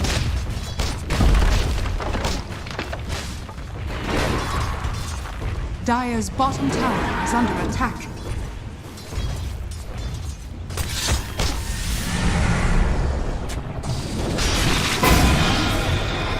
Oh, look at it go!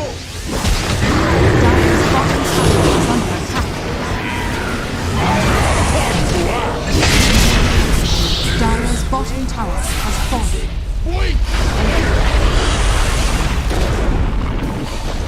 Ooh.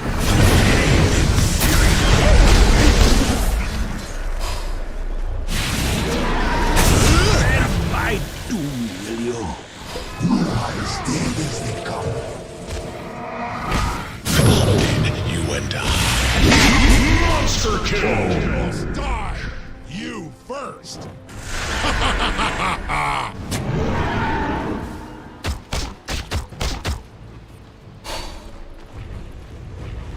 Dire's bottom tower is under attack. Oh boy. Not so bad! Ooh, that is not the spot E-Boys wants to be in. Again, it's down to the fights they take. Wither Alp, now they don't lose speed, they lose everyone else, and this is where it starts to get dicey. They're sacrificing way too much farm on Mio and on Giant for these heroes to have any impact, and they're not compensating enough. I think you are seeing Felt start to pull ahead. 3k lead up against an Alk. That's 6k ahead of your own Pause 1. Not good news for E-Boys as they start to lose some tier 2s. Now, the bot tier 2 is not the most important, but that still makes this triangle a little bit scary to go into, especially with the forward wards Felt has planted in. They're going to be able to track the farming patterns of Speed, and Comfort just gets to be bigger and bigger. He's going for the Sanj next with his SNY. The stat resist you get, of course, on an Ursa with that is ridiculous as well. Very hard to play against.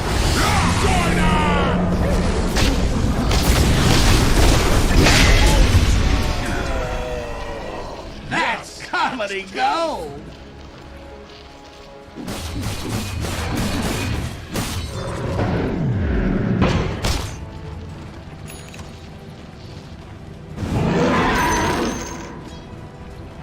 Oh, look at it go! This changes everything. Oh, Speed?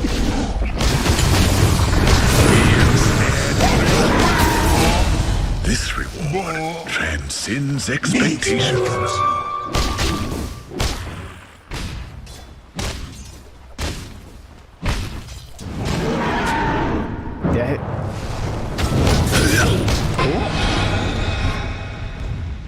Dire's middle tower is under attack.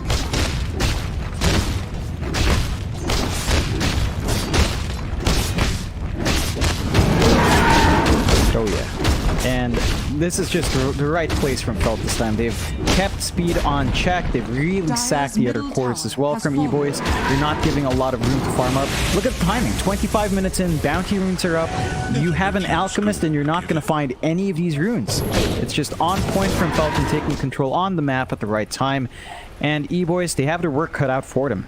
Like, we're not even Atos up and Giant yet. Even with the Atos up, these cores have BKBs now, so you're going to be looking at maybe just locking in the supports, possibly the Ember, because Tay didn't go for a BKB himself. But you're only keeping one hero in check, and it's not going to be enough for E-Boys to really overcome. Like, Comfort, the Sanj is coming out for his SNY. He's saving up for the Basher next. And once you've got that Basher up, the Ursa's control is going to be ridiculous. And then, of course, the Abyssal flies through at some point. And then all those kiting issues just disappear.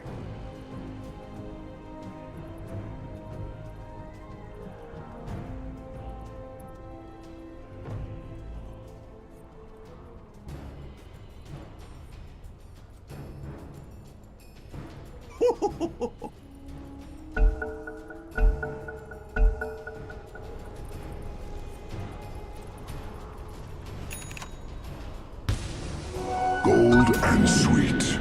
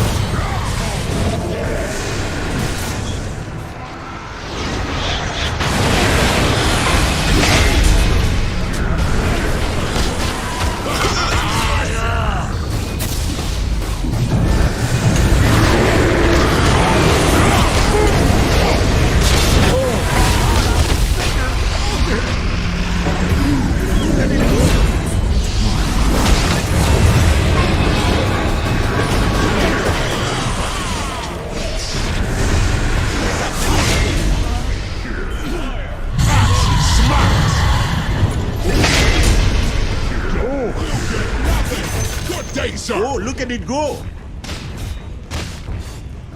Dire's top tower is under attack.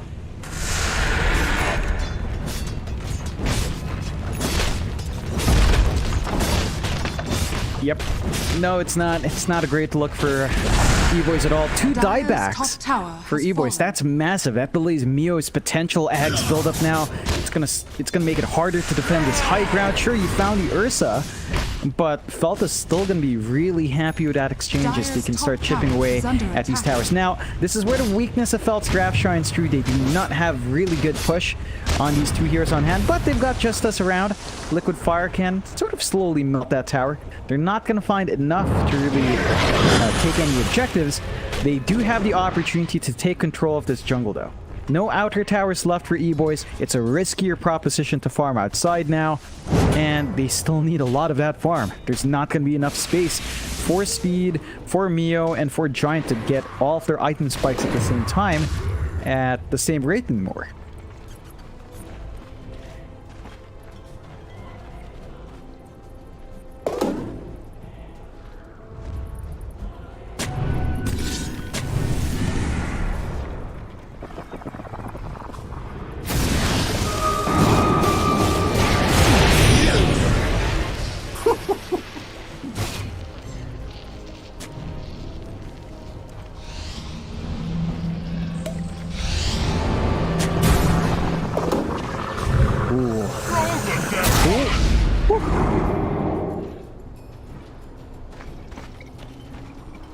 Radiant's bottom tower is under attack.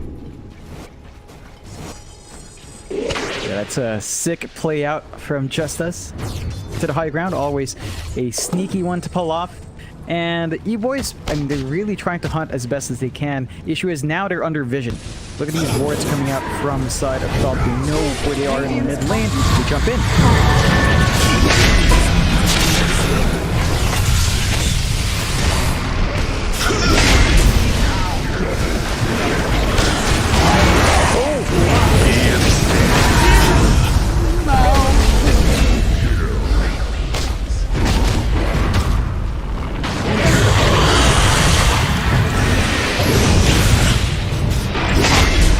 Dire's middle tower is under attack.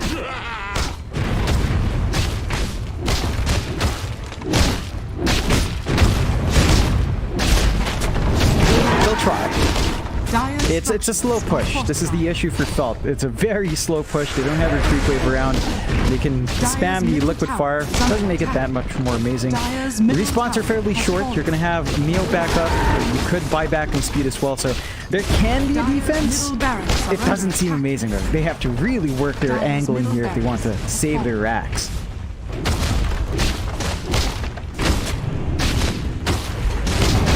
Dire's middle barracks has fallen. Dire's bottom tower is under attack. Dire's bottom tower has fallen. Dire's bottom barracks are under attack. Radiant's top tower is under attack.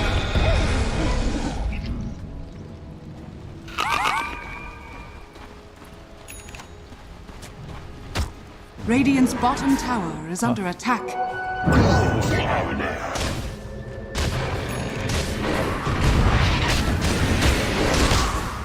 No. I mean, if they drop like 3 fights in a row, then yeah, you can lose that way, but so far, with the way they've been playing, with the angles E-Boys have been limited to, it's going to be hard for them to jump back in and force that situation out. I did like this little play coming out from Zor. I heard him pop like 3 mangoes, giving me flashbacks to March. Just force-feeding mangoes down. Always nice to hear that click, click, click sound, but he's topped up back full again. And they could just easily jump back in. Like, there's no option for E-Boys. They're finding what farm they can right now, but it's not very safe here.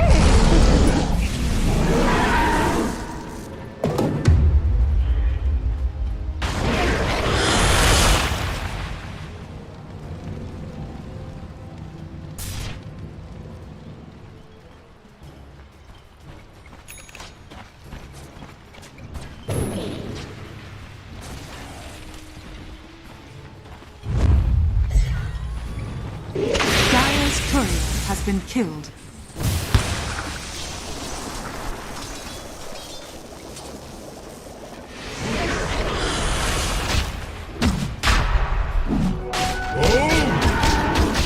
Your song has fallen to the radiant. Bounty!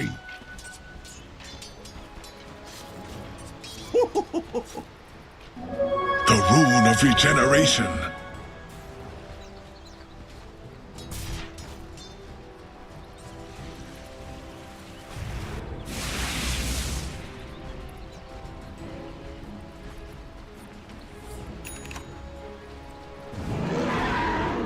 Yeah.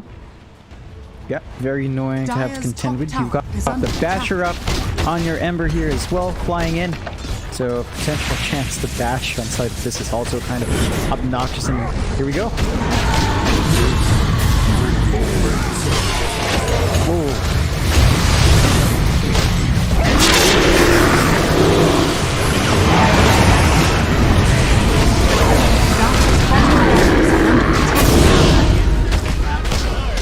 Dire's bottom barracks is fallen. Dire's top tower is fallen. Radiant. That's what they do. They play amazingly well here in Game 3. They had the answers for the Alk. E-Boys tried to fall back into it, but it wasn't the last pick Alk anymore. They picked it in the second pick phase.